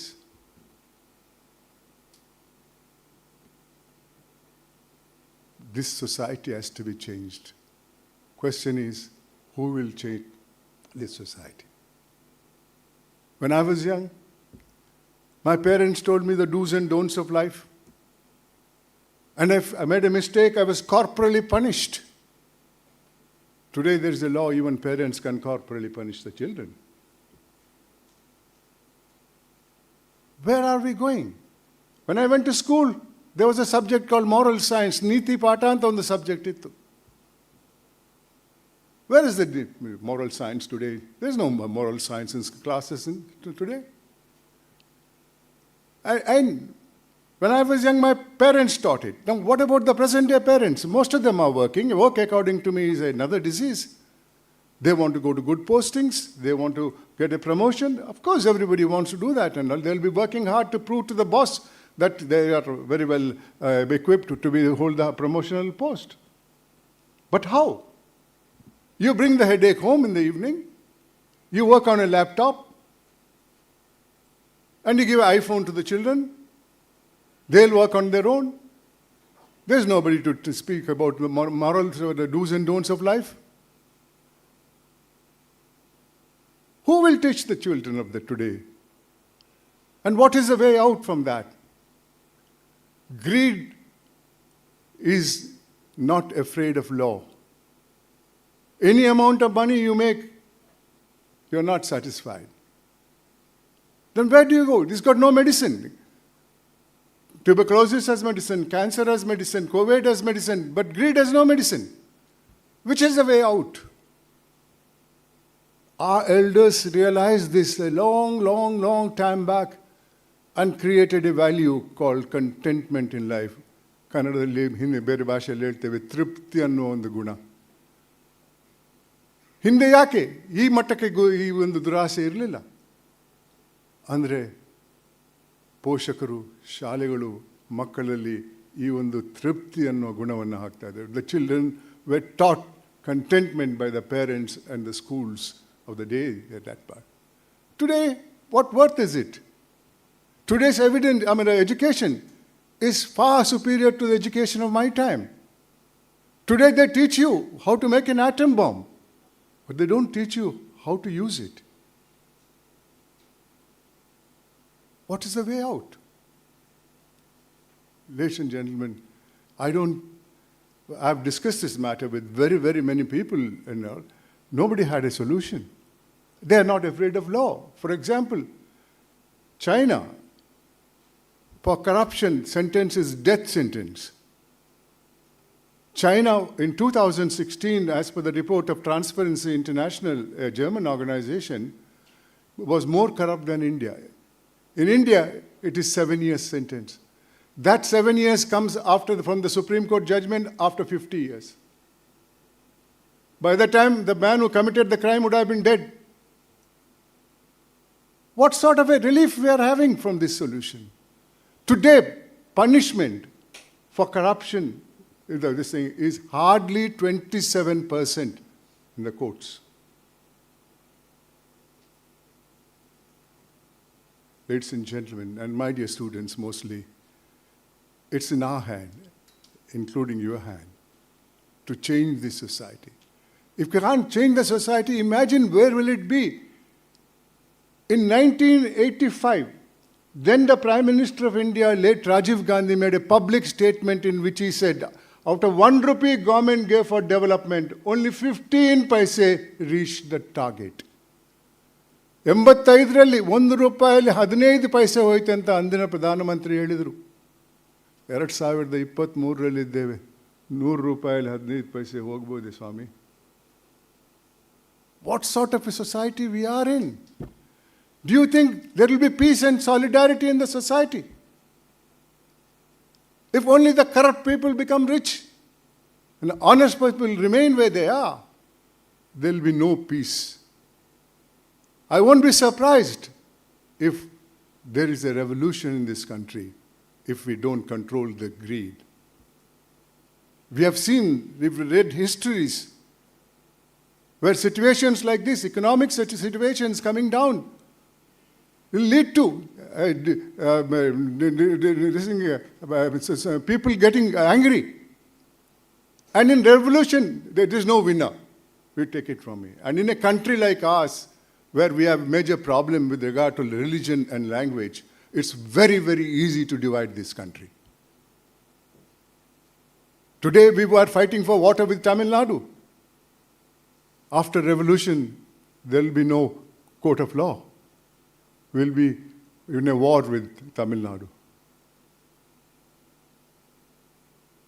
It's the future of you people. It's our future. It's the future of the country. Contentment, if you can, inculcate. It will stop all the greed. You get good night's sleep, which a person with greed will not have, because he's afraid of enforcement department coming, income tax department coming, robbers coming with so much of money. How my children will be. I don't know if you people have seen about a few months back, one minister's house was raided in West Bengal. He had 2 flats, and in 2 flats, he had 67 crores of rupees in cash bundled up and thrown in the room. That's what we can do with that money. And if so much of money is not in circulation, inflation will come in. Think, what is the way out of this?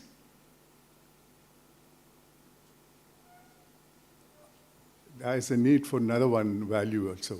For all the values which our elders created, one is contentment, another is humanism. We all think we are born human beings. No, there is no species called human being. Manava annuva gumpe science illa. Science now huttu the Homo sapiens annuva gumpige. We are born in science as a group called Homo sapiens, which has no comparison with humanism. Humanism is a value which our elders created again for peace and solidarity in the society. Namma hiriyaru kattidanta ಮೌಲ್ಯ ಸಮಾಜದಲ್ಲಿ ಶಾಂತಿ ಸೌಹಾರ್ದ ಇರಬೇಕನ್ನುವ ಹಿನ್ನೆಲೆಯಲ್ಲಿ ಎಲ್ಲಿದೆ ಆ ಮಾನವೀಯತೆ? ನಮ್ಮ ಕವಿಗಳು ಬರೆದಿದ್ದಾರೆ, ಏನೇ ಆಗು ನಿನಗೆ ಬೇಕಾದವನಾಗು, ಆದರೆ ಮೊದಲು ಮಾನವನಾಗು ಅಂತಾರೆ. ಎಂಥ ಮಾತು! Become what you want to become in life, but become a human being first. I have been, as the comparer said, in more than 1,700 educational institutions because I have hopes in you, youth of the country. You can change. And you must change. So I have quoted a phrase of my own, where I say, even if you are not born as a human being, in the journey of your life, if you acquire humanism and die as a human being, there is no better glory than that. ಹುಟ್ಟುವಾಗ ಮಾನವನಾಗಿ ಹುಟ್ಟದೇ ಇದ್ರೂ ಜೀವನ ಪಥದಲ್ಲಿ ಮಾನವೀಯತೆಯನ್ನು ಅಳವಡಿಸಿಕೊಂಡು ಸಾಯುವಾಗ ಮಾನವನಾಗಿ ಸತ್ತರೆ ಅದಕ್ಕೆ ಮೇಲ್ಪಟ್ಟಂಥ ಗೌರವ ಯಾವುದೂ ಇಲ್ಲ ಬಂಧುಗಳೇ. I am, as my date of birth was mentioned, I am 85 years old. 84 finished. Why am I traveling? I have hopes. Things can be changed with the cooperation of elders and the youth of the country. If our elders inculcate the 2 values which I mentioned in themselves and practice it, then inculcate in the youth of the country, I think we can solve this problem. I speak from my experience. I am not trying to boast, but I must tell you, I held many posts. You have heard it from them and all. I have only one apartment in the whole world.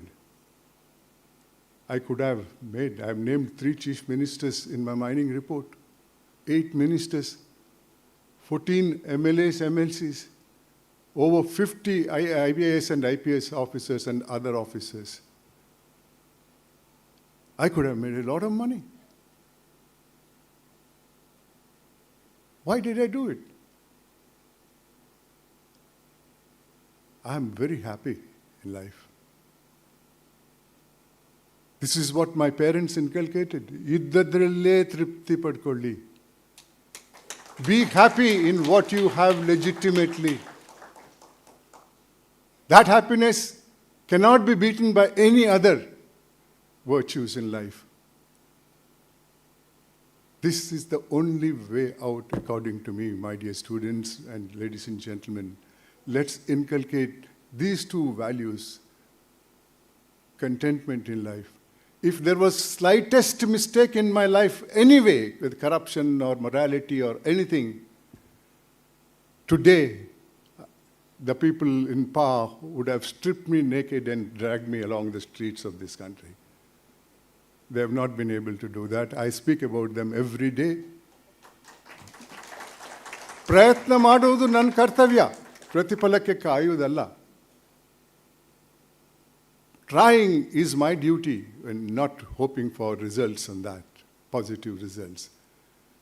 That is the transitory period we have to sacrifice. Ladies and gentlemen, let me give you some examples of my experience, of thousands of examples. I am giving you 3 or 4 and I'll conclude my speech. In 2008, a tailor from Bagalkot brought a 6-month-old child to my office. I asked him, what's the problem? He said, sir, this child looks perfectly all right, but it has no rectum. Gudadwara illa. Tinnudu bayalle, horag tarudu bayalle. It eats through the mouth, defecates through the mouth. The local doctor said, Bagalkot doctor said, don't worry, there is a relief for this, and I'll take the child to a specialty hospital where a pediatric surgeon will operate and rectify the mistake. Believing that doctor, they took the child to a government medical college hospital. The doctor examined the child and said, I'll do everything all right, but it will cost you some money. Money is not expenses, but it is bribe. The parents knew that some such thing is going to happen. They had taken little money for this purpose and gave that money to the doctor. Doctor counted that money and he says, for this money, I'll make a hole near the rib cage here. The fecal matters will go out from there and the child has to wear a bag throughout life for collecting the fecal matters. Imagine this doctor. They must have prayed to God, give me education, make me a doctor, make me a pediatric surgeon, get me a government job. And God gave all that. And he came into a government hospital. And he got a patient before he left, 6 months old. He had but the greed didn't allow him. When they demanded more money, they didn't have it. So took the money and took the child, went to... I sent the child to, in the old airport road, there's a hospital called Manipal Hospital there, where I was getting my treatment. And requested the doctors don't have the money to pay. And they did the job.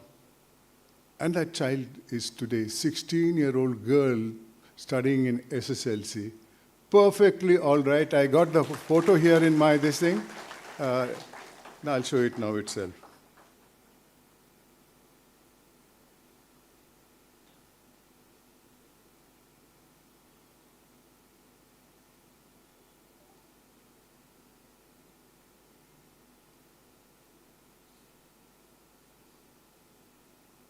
I'll show it in the end. She was about, every year on her birthday, they would FaceTime with me, asking me to bless the child. How happy you feel. ಪ್ರತಿ ವರ್ಷ ಹುಟ್ಟು ಹಬ್ಬಕ್ಕೆ ಮಗುವಿಗೆ ಆಶೀರ್ವಾದ ಮಾಡಿ ಅಂತ phone ಮಾಡ್ತಾರೆ, FaceTime ಮಾಡ್ತಾರೆ. ಮನಸ್ಸಿಗೆ ಎಷ್ಟೊಂದು ಖುಷಿ ಆಗ್ತದೆ. ಎಷ್ಟು ಹಣದಿಂದ ಆ ಖುಷಿ ಬರಲ್ಲ. The last birthday, about a month back, they brought her home. And that photo I have, I'll show it in the end. Look at the things that is happening. I'll give you another one. 2010, a person from Koppal came to Bangalore, met me and said, I said, what's your problem? He said, my wife has delivered a girl child. I said, what's wrong? No, sir. Of course, Kannada, he said. There is a scheme of the government of Karnataka called Bhagya Lakshmi. As per that scheme, a girl child born to a poor family is entitled for monetary benefits. So, my child came and delivered, my hospital came to this thing. So, but then something happened, she couldn't deliver the baby there. So they are refusing to give any benefit to my daughter. I believed him and sent an officer to Koppal to investigate and give a report. As per his report, his wife and another lady, pregnant lady, this other lady is a normal lady, walked 9 kilometers from their village to come to the district hospital because if the child is born in the district hospital, government hospital, that child is presumed to be a child belonging to the poor family. And if there is no evidence to the contrary, the child has to get that benefit. Now, when they came to the hospital, the staff there said, first money, then bed. They didn't have the money. Any amount of begging didn't work. So, having no other choice, she sent the accompanying person back to the village to get some money. At that time, the staff said, don't sit here till the money comes, go outside and sit, knowing her condition. And before the money could come, she delivered a child in the bus stop opposite to the hospital. These are all documents are there in Lokayukta. That apart, it's come in all the papers to the thing and all. What sort of a people are these? Now, there is a principle in law called vicarious liability. Master is responsible for the mistakes of the servant. Legal principle. I sent a report to the government of Karnataka stating that it is because of your staff this lady had to walk out of the hospital and deliver a child in the bus stop. Apart from all the humility and other things involved in it and all, you are liable now to pay for the mistake of your staff. Government gave it. But how many persons will get this relief, my dear people? What sort of a human beings are these? And if you get that disease, you'll be in that position. You won't care a damn what happens to anybody except for yourself. In 2010 itself, a lady who was about 80, 85 years then came to me. I asked her, what's your problem? She said, sir, I have no income. I have one son working in Mumbai. It sends 250 rupees by money order. Postman wants 10% of it.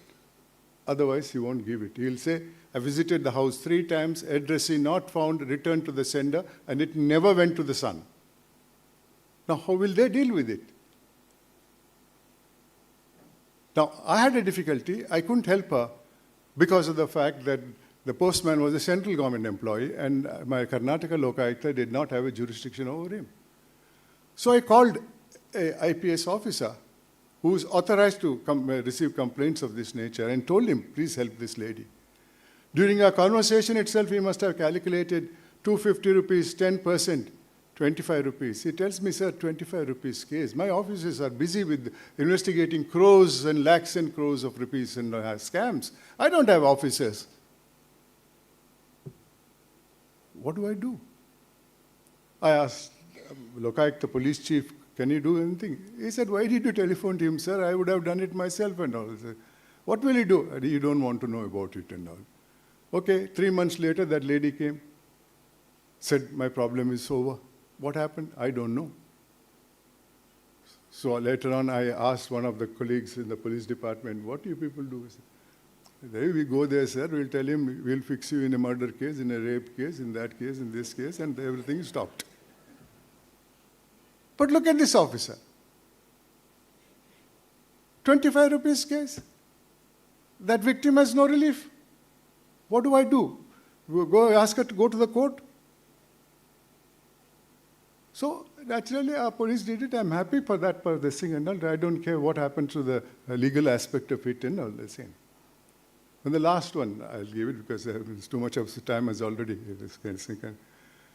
A senior Air Force officer telephoned to me in 2011 from Hyderabad. He said, Mr. Hegde, 3 days back, my older brother's 18-year-old daughter is killed in a road accident in Bangalore. And we have kept an ambulance there because we are all old, we can't come to Bangalore. We haven't seen her face recently. We haven't finished her last rites. How long can we wait? Please try and help us. I said, okay, I'll come back in a couple of hours and call you also. So I went to that hospital, asked the superintendent, what's happening? He said, no, that's not possible at all and all. I have sent 2 trained doctors for post-mortem to that ward, and let's call them and see why this is not happening, because every day we get 3-4 bodies, accidents and murders and other things and all. It can't be like this and all. He called the doctors, out of which one doctor came and approached the superintendent. As he enters, he says, what's the hurry, sir? Body is not decaying. Body is in a freezer. Am I to treat the living patients first or examine the dead body? Then the superintendent said, who authorized you to treat a living patient? You have been sent to the mortuary for post-mortem. No, sir, one relative of a patient came to me and said his relative is not getting proper treatment. He begged of me to go and treat that, so I went there for 3 days. So I asked him, doctor, did you know the relative or the patient before? No. I said, now I understand. Because that hospital has 30-35 doctors there. And if they wanted to sing, they could have gone to a doctor there itself, because they did not know the doctors in the post-mortem ward. But still, he came all the way to the post-mortem ward to take the doctor to the main building to treat. ಎಂಥ ವ್ಯಕ್ತಿಗಳಿದ್ದಾರೆ ಬಂಧುಗಳೇ. ಈ ಮಕ್ಕಳ ಭವಿಷ್ಯ, ನನ್ನ ಕಾಲ ಆಯಿತು, ಇನ್ನೂ ಇದೇ ರೀತಿಯಲ್ಲಿ ಮುಂದಕ್ಕೆ ಹೋಗೋಕ್ಕೆ ಸಾಧ್ಯವಿದೆ. 1 ರೂಪಾಯಲ್ಲಿ 15 ಪೈಸೆ ಹೋಗುವುದು ಇವತ್ತು 100 ರೂಪಾಯಲ್ಲಿ 15 ಪೈಸೆ ಹೋಗುವಂಥ ಸಂದರ್ಭದಲ್ಲಿ ಇದ್ದೇವೆ. Can there be peace in the society? What will be the future? You don't want to be what is happening in the neighboring countries. Of course, it's going to take time. I know that. But something should start. As I said, people are not afraid of law today. People are not saying, the greed will keep growing and growing. And it was not there about 50, 60 years back. Why? Because there were values in the society. Many other things have been suggested by the speakers who spoke earlier. Yes, try them also. Try everything possible. But I don't think increasing the punishment from 7 years to death sentence will ever have any effect at all. With this, I thank the organization for giving me this opportunity of addressing you all. And I hope some percentage of the youth sitting here would be happy with it. I think if we could inculcate these 2 values. And I congratulate this institution for having competitions like this so that they will understand the importance of being honest, I think. And also for starting this online vigilance complaint portal. I congratulate you for that also. Let's try every possible way to solve a problem which, according to me, is very difficult to solve, but we must try. Maybe one day we will succeed. Thank you very much, ladies and gentlemen. ದುರಾಸೆ ಅನ್ನುವ ರೋಗಕ್ಕೆ ಮದ್ದಿಲ್ಲ. ಅದಕ್ಕೆ ಒಂದೇ ಒಂದು ದಾರಿ, ತೃಪ್ತಿ. ತೃಪ್ತಿ ಇದ್ದಲ್ಲಿ ದುರಾಸೆ ಬರೋಲ್ಲ. ತೃಪ್ತಿ ಹಾಗೂ ಮಾನವೀಯತೆ ಎಂಬ 2 ಮೌಲ್ಯಗಳನ್ನು ಅಳವಡಿಸಿಕೊಂಡರೆ ಸುಂದರ ಸಮಾಜವನ್ನು ನಿರ್ಮಾಣ ಮಾಡಬಹುದು ಹಾಗೂ ಭ್ರಷ್ಟಾಚಾರವನ್ನು ಹೇಗೆ ನಿಯಂತ್ರಣ ಮಾಡಬಹುದು ಎಂಬ ಭರವಸೆಯ ಸಂದೇಶ ಕೊಟ್ಟ ತಮಗೆ ಅನೇಕ ಧನ್ಯವಾದಗಳು. Friends, could we have a standing ovation to our chief guest? Big round of applause here.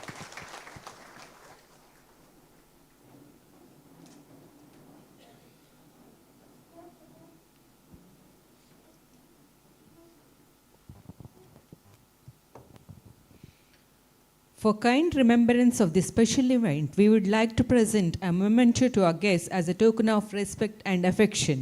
May I now request our chairman, Dr. Venkatramana Akkaraj, honor chief guest, Honorable Justice N. Santosh Hegde, by presenting our memento.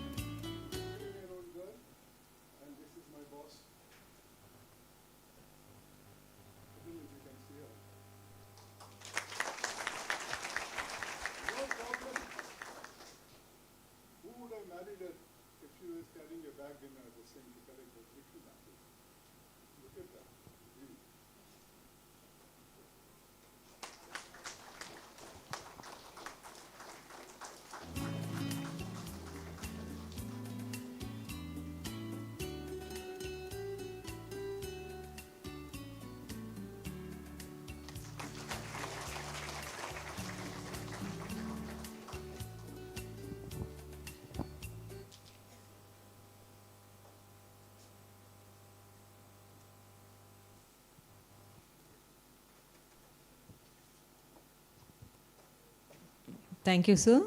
May I once again request our chairman to honor guest of honor, Dr. Subhash Chandra Kuntia, ex-Chief Secretary, Government of Karnataka, by presenting a memento.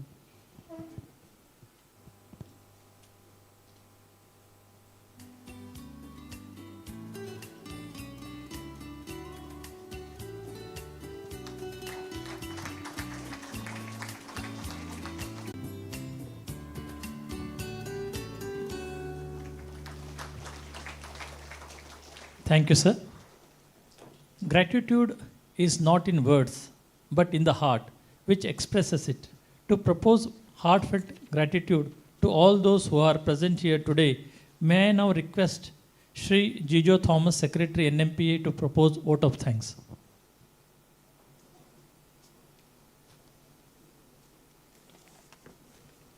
Namaste. Distinguished guests on the dais, dear colleagues, and all invitees who have gathered here, a very good afternoon. We have come to the conclusion of the valedictory ceremony of this year's Vigilance Awareness Week. This year's Vigilance Awareness Week witnessed various programs towards propagation of the message on our fight against corruption. This year's Vigilance Week has been a unique one, with the presence of various distinguished personalities during various events conducted during the period. And today's valedictory ceremony was truly enriching to all of us, as we had the opportunity to listen to the words of wisdom from the eminent personalities who graced the occasion. The Vigilance Awareness Week is meant to remind us about our responsibilities as government servants, refresh our knowledge about the preventive vigilance measures, and to propagate to the public the information on the functions of the vigilance machinery in the administrative system. In that sense, I am sure that the programs conducted by the Vigilance Department of NMPA during this Awareness Week were very successful and rewarding ones. Today's function achieved a special significance with the presence of a unique personality, Honorable former Lokayukta of Karnataka and former Judge of Supreme Court of India, Honorable Justice N. Santosh Hegde sir. Sir, we are truly thankful to you for accepting our invitation as chief guest during this function, and for the valuable information shared to us during this occasion. Thank you, sir.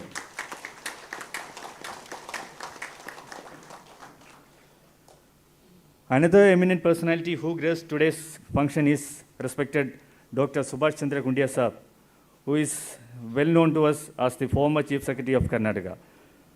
Dr. Kundia sir is the new independent external monitor for NMPA. On behalf of NMPA family, sir, I express our gratitude for gracing today's function. Our respected chairman, Dr. Venkataramanan Akkaraju, has always been in the forefront for spreading the message on the fight against corruption and for fostering an environment where every employee is committed to ethical conduct and is vigilant against any form of corruption. On behalf of all who have gathered here, let me convey our gratitude to our chairman, sir, for his presence here and for presiding over the function. Thank you, sir. Our Chief Vigilance Officer, Sri Padmanabhachar, has been taking very keen initiative towards ensuring vigilance awareness in our port. And he has taken several initiatives to spread the message on the theme, Say No to Corruption, Commit to the Nation, during this Vigilance Awareness Week. On behalf of NMPA for being present here. We have a very good audience here today, comprising stakeholders, heads of departments, officers and employees from all departments and CASF. Let me express our heartfelt thanks to all those who have gathered here to make this program a grand success. I also convey our thanks to the winners of various competitions, school children, and the members from the media for being present here. Lastly, let me convey our gratitude to the team of Vigilance Department of NMPA and all the representatives from the different departments of NMPA who extended support to make this event a success. Thank you. Jai Hind. Thank you, sir, for proposing vote of thanks. Friends, the theme of this year Vigilance Awareness Week is Say No to Corruption, Commit to the Nation. Now the artist of Nanda Gokula Arehola Pratisthana Mangalore team will present a dance on the theme. Now I request the dignitaries on the dais to come down and occupy the seats on the front rows and watch the dance performance by Nanda Gokula team.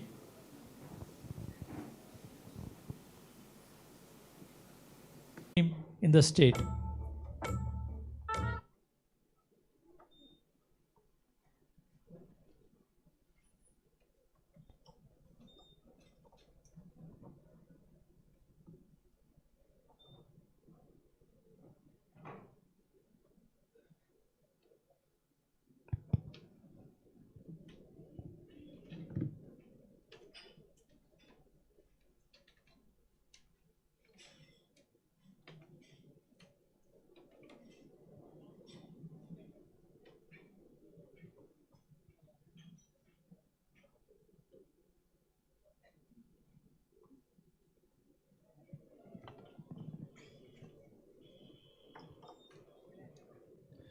ಎಲ್ಲರಿಗೂ ನಮಸ್ಕಾರ. New Mangalore Port Authority Vigilance Awareness Week 2023ರ ಈ ಸಮಾರೋಪ ಸಮಾರಂಭದಲ್ಲಿ ಒಂದು ವಿಶೇಷವಾದ ಪ್ರದರ್ಶನಕ್ಕೆ ನಂದಗೋಕುಲ ತಂಡ ಅಣಿಯಾಗಿದೆ. ಅರೆಹೊಳೆ ಪ್ರತಿಷ್ಠಾನದ ನಂದಗೋಕುಲ ಕಲಾವಿದರಿಂದ ಸುಮಾರು 15 ನಿಮಿಷದ ಕಾಲದ ಒಂದು ವಿಶಿಷ್ಟವಾದ ರೂಪಕವನ್ನು ತಮ್ಮ ಮುಂದೆ ನಾವೀಗ ಪ್ರಸ್ತುತಪಡಿಸ್ತಾ ಇದ್ದೇವೆ. ಭ್ರಷ್ಟಾಚಾರ, ಎಲ್ಲೆಲ್ಲಿಯೂ ಹಾಸುಹೊಕ್ಕಾಗಿರುವ ಭ್ರಷ್ಟಾಚಾರವನ್ನು ವಿರೋಧಿಸುವ, ಭ್ರಷ್ಟಾಚಾರದ ವಿರುದ್ಧ ಮತ್ತು ನಮ್ಮ ದೇಶಕ್ಕೆ ನಾವು ಬದ್ಧ ಎನ್ನುವ ಸಂದೇಶವನ್ನು ಸಾರುವ ಪುಟ್ಟ ನೃತ್ಯ ರೂಪಕವೊಂದನ್ನು ನಾವು ಸಿದ್ಧಗೊಳಿಸಿದ್ದೇವೆ. ಕನ್ನಡದ ವರಕವಿ ದತ್ತಾತ್ರೇಯ ರಾಮಚಂದ್ರ ಬೇಂದ್ರೆಯವರು ಸ್ವಾತಂತ್ರ್ಯ ಪೂರ್ವದಲ್ಲೇ ಬರೆದ ಒಂದು ವಿಶಿಷ್ಟವಾದ ಹಾಡು ಕುರುಡು ಕಾಂಚಾಣ ಕುಣಿಯುತ್ತಲಿತ್ತು. ಕಾಂಚಾಣದ ವಿಕಟಾಟ್ಟಹಾಸವನ್ನು ವಿಶಿಷ್ಟವಾಗಿ ಪ್ರಸ್ತುತಪಡಿಸುವ ಒಂದಷ್ಟು ಸಾಲುಗಳ ಆಯ್ಕೆಯೊಂದಿಗೆ ಬೇರೆ ಬೇರೆ ಸಂಗೀತಗಳನ್ನು ಸಂಯೋಜಿಸಿಕೊಂಡು ಈ ವೇದಿಕೆಯ ಮೇಲೆ ನಾವೀಗ ಭ್ರಷ್ಟಾಚಾರದ ವಿರುದ್ಧ ನಾವೆಂದು ನಮ್ಮ ಭಾರತಕ್ಕೆ ಬದ್ಧ ಎನ್ನುವ ಆಶಯದೊಂದಿಗೆ ಈ ಪುಟ್ಟ ರೂಪಕವನ್ನು ಪ್ರದರ್ಶಿಸ್ತಾ ಇದ್ದೇವೆ. ರೂಪಕದ ತಿರುಳು ಇಂತಿದೆ. ಕುರುಡು ಕಾಂಚಾಣ ನರ್ತಿಸುತ್ತಿರುತ್ತದೆ. ಅನೇಕ ವಿದ್ಯಾರ್ಥಿಗಳು ನಮ್ಮ ನಡುವೆ ಇದ್ದಾರೆ. ಭವಿಷ್ಯದ ಕನಸುಗಳನ್ನು ಹೊತ್ತು ಅವರ ಪೋಷಕರು ಮುಂದಿನ ವಿದ್ಯಾರ್ಜನೆಗಾಗಿ ಒಂದಷ್ಟು ಹಣವನ್ನು ಸಂಗ್ರಹಿಸುತ್ತಾರೆ. ವಕೀಲರಾಗಬೇಕು, ವೈದ್ಯರಾಗಬೇಕು, ಇಂಜಿನಿಯರ್ ಆಗಬೇಕು ಎನ್ನುವ ಆಶಯದೊಂದಿಗೆ ಓದುತ್ತಿರುವ ವಿದ್ಯಾರ್ಥಿಗಳ ಪೋಷಕರು ಕೂಡಿಟ್ಟ ಹಣ ಅವರು ಕಾಲೇಜಿಗೆ ಸೇರುವಾಗ ಸಾಕಾಗುವುದಿಲ್ಲ. ಕೇಳುವ ಕೈಗಳಿಗೆ ಕೊಟ್ಟು ಸಾಕಾಗುತ್ತದೆ. ಆಸ್ಪತ್ರೆಯಲ್ಲಿ ವೈದ್ಯರು ರೋಗಿಯ ಆರೈಕೆಗೆ ಬದಲಾಗಿ ಹಣದ ಮುಖ ನೋಡುತ್ತಾರೆ. ಎಷ್ಟೋ ರೋಗಿಗಳು, ಎಷ್ಟೋ ಬಡವರು ತಮ್ಮ ಜೀವವನ್ನು ಕಳೆದುಕೊಳ್ಳುತ್ತಾರೆ. ಕೊನೆಗೊಂದು ದಿನ ಭ್ರಮ ನಿರಸನಗೊಂಡ ಈ ವಿದ್ಯಾರ್ಥಿಗಳು ಅಥವಾ ಯುವಕರು ತಮ್ಮ ಓದನ್ನು, ತಮ್ಮ ವೃತ್ತಿಯನ್ನು ಎಲ್ಲವನ್ನು ತ್ಯಾಗ ಮಾಡುತ್ತಾರೆ. ಇದು ಒಂದು ಹಂತವಾದರೆ, ಇದುವರೆಗೆ ಭ್ರಷ್ಟಾಚಾರದಿಂದಲೇ ವ್ಯವಸ್ಥೆಯನ್ನು ಹಾಳು ಮಾಡಿದ ಅದೆಷ್ಟೋ ಜನರಿಗೆ ಒಂದಷ್ಟು ಜ್ಞಾನೋದಯವಾದರೆ ಎನ್ನುವ ಕನಸು ನಮ್ಮದು. ಈ ಕನಸನ್ನು ನಾವಿಲ್ಲಿ ಕಾಣುತ್ತೇವೆ. ಭ್ರಷ್ಟ ವ್ಯವಸ್ಥೆಯನ್ನು ಹಾಸುಹೊಕ್ಕಾಗುವಂತೆ ಬೆಳೆಸಿದ ಅದೆಷ್ಟೋ ಮನಸ್ಸುಗಳು ಬದಲಾಗುತ್ತವೆ. ಬದಲಾಗಿ ತಾವು ಅಂದಿನವರೆಗೆ ಮಾಡಿದ ಅನ್ಯಾಯಕ್ಕೆ ತಿಲಾಂಜಲಿಯನ್ನಿಟ್ಟು ಈ ವೃತ್ತಿಯ ಎಲ್ಲರನ್ನು ಮತ್ತೆ ಪೋಷಿಸುತ್ತಾರೆ. ಆ ಮೂಲಕ ಸ್ವಸ್ಥ ಸಮಾಜದ ನಿರ್ಮಾಣಕ್ಕೆ ಅವರೆಲ್ಲರೂ ಒಂದಾಗಿ ಜೊತೆಯಾಗಿ ಕಾರಣರಾಗುತ್ತಾರೆ. ಇಂತಹ ಸಂದೇಶವನ್ನು ಸಾರುತ್ತಾ ಕೊನೆಯಲ್ಲಿ ನಮ್ಮ ದೇಶವನ್ನು ಕಾಯುತ್ತಿರುವ ವೀರ ಯೋಧರನ್ನು ನೆನೆಸಿಕೊಳ್ಳುತ್ತಾ ರಾಷ್ಟ್ರಧ್ವಜವನ್ನು ಗೌರವಪೂರ್ವಕವಾಗಿ ನಮಿಸುತ್ತಾ ಬೋಲೋ ಭಾರತ್ ಮಾತಾ ಕಿ ಎಂದು ಜೈ ಎಂದು ಕೂಗುವ ಆ ಉದ್ಘೋಷ ನಮ್ಮೆಲ್ಲರೆದೆಯೊಳಗೆ ದೇಶಪ್ರೇಮವನ್ನು ಉಕ್ಕಿಸಲಿ ಎನ್ನುವ ಆಶಯದೊಂದಿಗೆ ತಮ್ಮ ಮುಂದೆ ಕಳೆದ 11 ವರ್ಷಗಳಿಂದ ವಿವಿಧ ಕ್ಷೇತ್ರಗಳಲ್ಲಿ ತನ್ನ ಕಲಾ ಪ್ರಕಾರವನ್ನು ಪ್ರಸ್ತುತಪಡಿಸಿರುವ ನಾಡಿನ ಹೆಗ್ಗಳಿಕೆಯ ತಂಡ ಅರೆಹೊಳೆ ಪ್ರತಿಷ್ಠಾನದ ನಂದಗೋಕುಲ ಕಲಾವಿದರು ಇದೀಗ ಪ್ರಸ್ತುತಪಡಿಸ್ತಾ ಇದ್ದಾರೆ. ನಿರ್ದೇಶನ ಶ್ವೇತಾ ಅರೆಹೊಳೆ, ತಂಡ ನಂದಗೋಕುಲ. ಬನ್ನಿ ನಾವೆಲ್ಲರೂ ಭ್ರಷ್ಟಾಚಾರದ ವಿರುದ್ಧ ಧ್ಯೇಯದೊಂದಿಗೆ ಈ ಪ್ರಸ್ತುತಿಯನ್ನು ಆಸ್ವಾದಿಸೋಣ.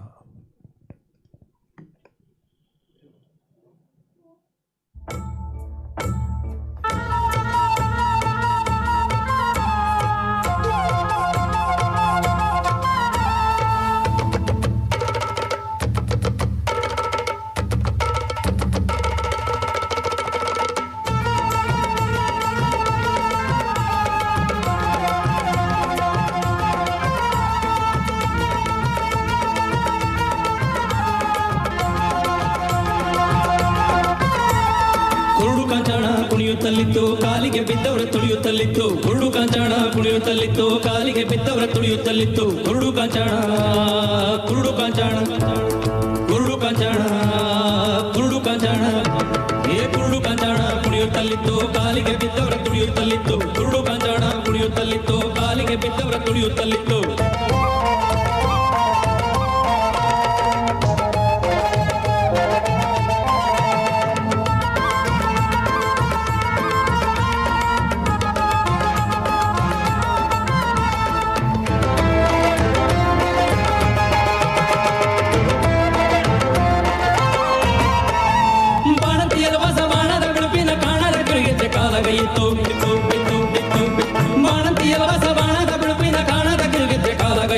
ಸಣ್ಣ ಕಂದಂಬಳ ಕಣ್ಣೀರ ಕವಡಿಯ ತಣ್ಣನ ಜೋಮಾಲೆ ಕೊಳ್ಳೊಳಗಿತ್ತು, ಕುರುಡು ಕಾಂಚಾಣ ಕುರುಡು ಕಾಂಚಾಣ ಏ ಕುರುಡು ಕಾಂಚಾಣ ಕುಣಿಯುತ್ತಲಿತ್ತು ಕಾಲಿಗೆ ಬಿದ್ದವರ ತುಳಿಯುತ್ತಲಿತ್ತು, ಕುರುಡು ಕಾಂಚಾಣ ಕುಣಿಯುತ್ತಲಿತ್ತು ಕಾಲಿಗೆ ಬಿದ್ದವರ ತುಳಿಯುತ್ತಲಿತ್ತು.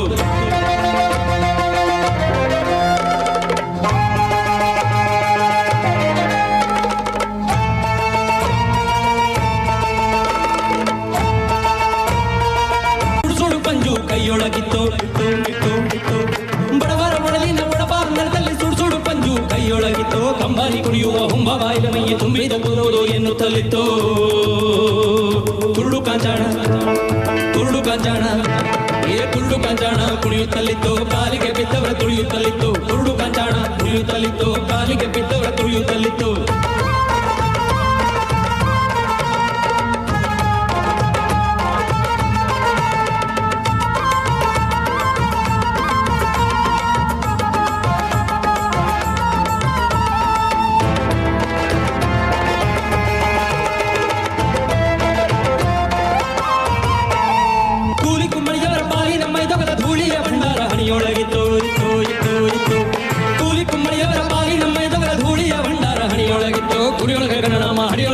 ಅಂಗಡಿಯೊಳಗೆ ಶರಣನ ನುಡಿಗೋಡುತ್ತಿತ್ತು, ಕುರುಡು ಕಾಂಚಾಣ ಕುರುಡು ಕಾಂಚಾಣ ಏ ಕುರುಡು ಕಾಂಚಾಣ ಕುಣಿಯುತ್ತಲಿತ್ತು ಕಾಲಿಗೆ ಬಿದ್ದವರ ತುಳಿಯುತ್ತಲಿತ್ತು, ಕುರುಡು ಕಾಂಚಾಣ ಕುಣಿಯುತ್ತಲಿತ್ತು ಕುಣಿಯುತ್ತಲಿತ್ತು ಕಾಲಿಗೆ ಬಿದ್ದವರ ತುಳಿಯುತ್ತಲಿತ್ತು ಚಗದಕ್ ಚಗದಕ್ ತುಬು ತುಬು ತುಬು ತಕ್ ತಕ್ ತಕ್ ತಕ್ ತಕ್ ತುಮ್ ತಕ್ ತಿಕ್ ದುಮ್ ದುಮ್ ತಿಕ್ ತಕ್ ತಿಕ್ ದುಮ್ ತಕ್ ತಿಕ್ ದುಮ್ ದುಮ್ ತಿಕ್ ತಕ್ ತಿಕ್ ದುಮ್ ತಕ್ ತಿಕ್ ದುಮ್ ದುಮ್ ತಿಕ್ ತಕ್ ತಕ್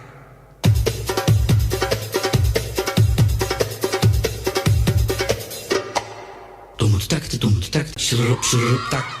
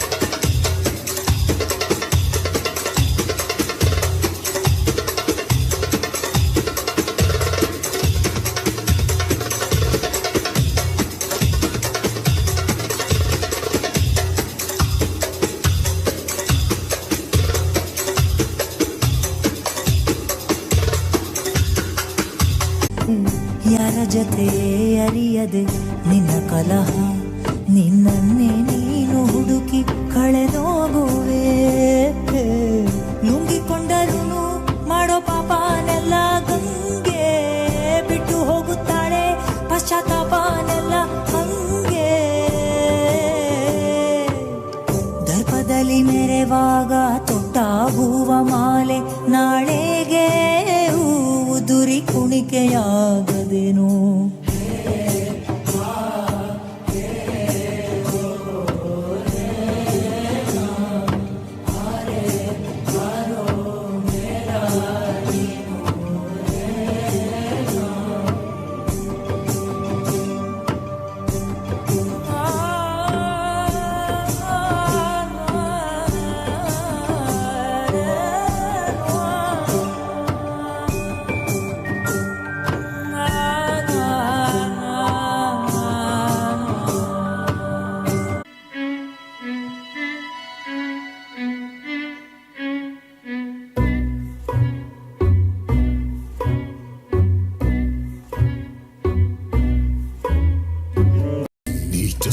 ಸುತ್ತ ನಾಲಿಗೆ ನಿನ್ನ ಸೀಳುವ ರೋಷ ಉಕ್ಕಿದೆ ಕಂಡಲ್ಲೆಲ್ಲ ಖಂಡಿಸು ನಿನ್ನ ಕಂಡರೆ ರಕ್ತ ಕುದಿತಿದೆ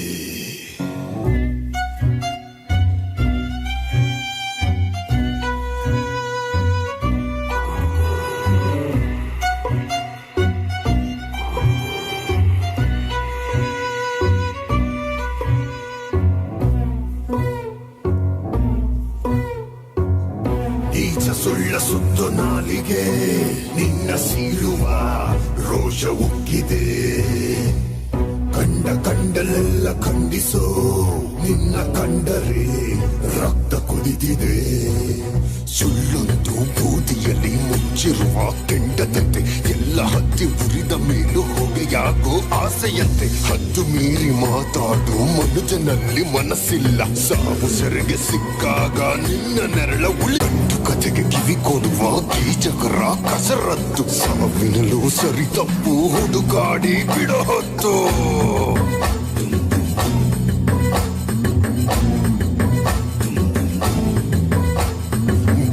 ಬಾಳುವವರನ್ನು ಕಂಡರೆ ಕಿಡುಕಿಂಚು ಸತ್ತು ಹೋದ ಮೇಲೂ ಬಿಡದು ನಿಮ್ಮ ಈ ಒಳಸಂಚು ಇಂಥ ಜನರು ಉಳಿಸಬೇಡ ಕರ್ಕೊಂಡು ಹೋಗೋ ಭಗವಂತ ನೆಪ ಹೇಳೋ ನೆಪದಲ್ಲಿ ಯಾರು ಇಲ್ಲ ಜೀವಂತ ನೀಚ ಸುಳ್ಳ ಸುತ್ತು ನಾಲಿಗೆ ನಿನ್ನ ಸೀಳುವ ರೋಷ ಉಕ್ಕಿದೆ ಕಂಡಲೆಲ್ಲ ಖಂಡಿಸೋ ನಿನ್ನ ಕಂಡರೆ ರಕ್ತ ಕುದಿತಿದೆ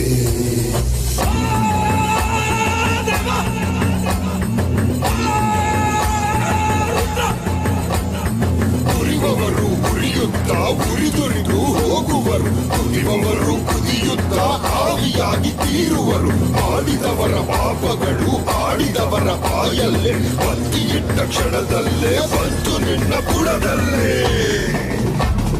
ಕಾದಿದೆ ನೋಡು ನಿನ್ನ ಹಿಂದೆ ಹೆಗಲೇರಿ ನಿನ್ನ ಬಲೆಗೆ ನೀನೆ ಸುತ್ತಿ ಸಿಲುಕಿಕೊಳ್ಳುವ ಭ್ರಾಂತಿ ಆಡಿದಂತ ಆಟಕ್ಕೆಲ್ಲ ಲೆಕ್ಕ ಕೊಡಲೇಬೇಕು ಮೂರ್ತಿ ಬಾ ಹೆದರಿಸುವ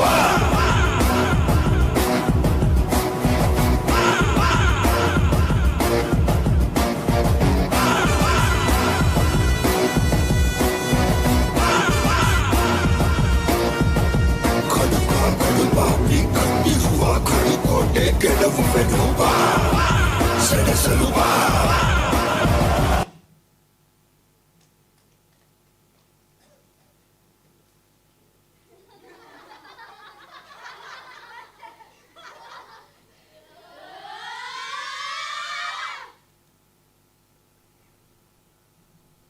पम पम पम पम पम पम पम ये देश है वीर जवानों का बेलों का मस्तानों का इस देश का यारो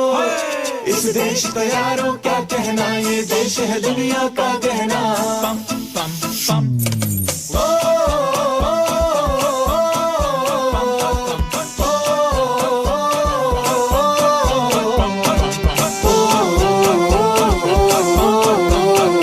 मेरा जूता है जापानी ये पतलून इंग्लिस्तानी सर पे लाल टोपी रूसी दिल है हिंदुस्तानी मेरा जूता है जापानी ये पतलून इंग्लिस्तानी सर पे लाल टोपी रूसी फिर भी दिल है हिंदुस्तानी पम पम पम हर करम अपना करेंगे ऐ वतन तेरे लिया है जान भी देंगे ऐ वतन तेरे लिए पम पम पम पम पम पम आजा जाओ पम पम पम जाओ पम पम पम चक दे इंडिया चक दे इंडिया वंदे मातरम वंदे मातरम वंदे मातरम वंदे मातरम सुजलाम सुफलाम मलयज शीतलाम सस्य श्यामला मातरम वंदे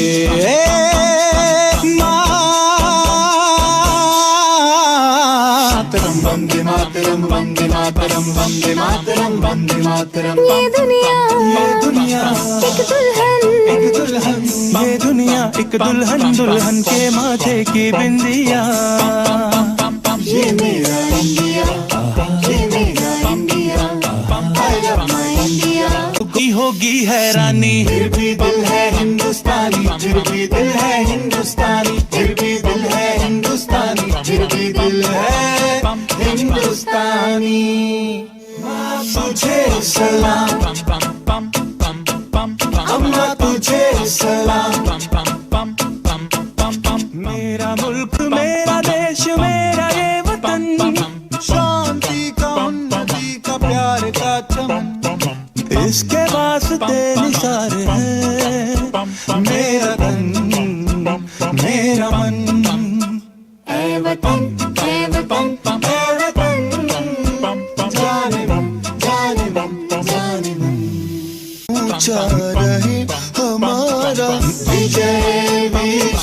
तिरंगा प्यारा, सारे जहां से अच्छा हिंदुस्तान हमारा हमारा, सारे जहां से हम बुलबुले हैं इसकी, ये गुलसिता हमारा हमारा, सारे जहां से अच्छा।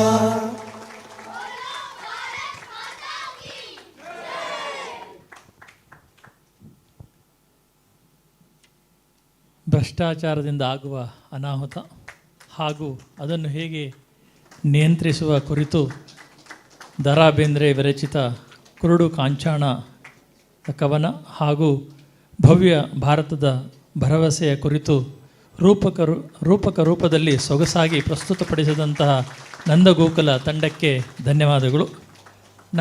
Now I request team leader Shri Sadashiva Rao to come on the dais to collect the honorarium from our chief guest. Now I request our chief guest, Justice N. Santosh Hegde sir, and I request all the participants of this troop also kindly join.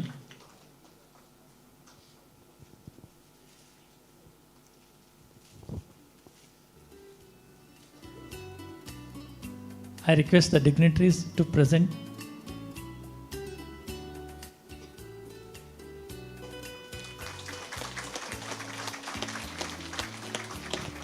And I also request the dignitaries pose for a group photograph, please.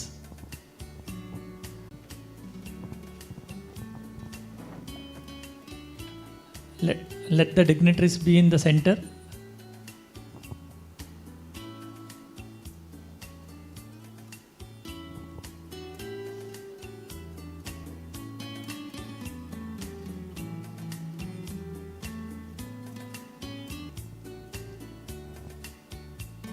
N Santosh Hegde ಅವರ ಜೊತೆಗೆ ಅವರಿಗೆ ಒಂದು ಈಗ ಫೋಟೋವನ್ನು ತೆಗೆಯಲಿಕ್ಕೆ ಅವಕಾಶ ಆಗಿದೆ.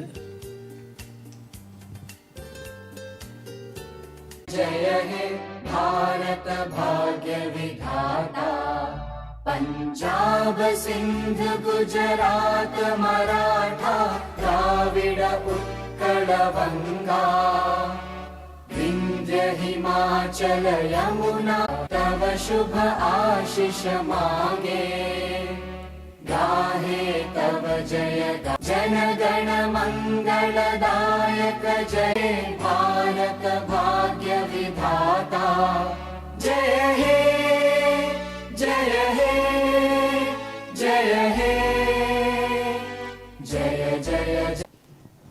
ಎಲ್ರಿಗೂ ಧನ್ಯವಾದಗಳು.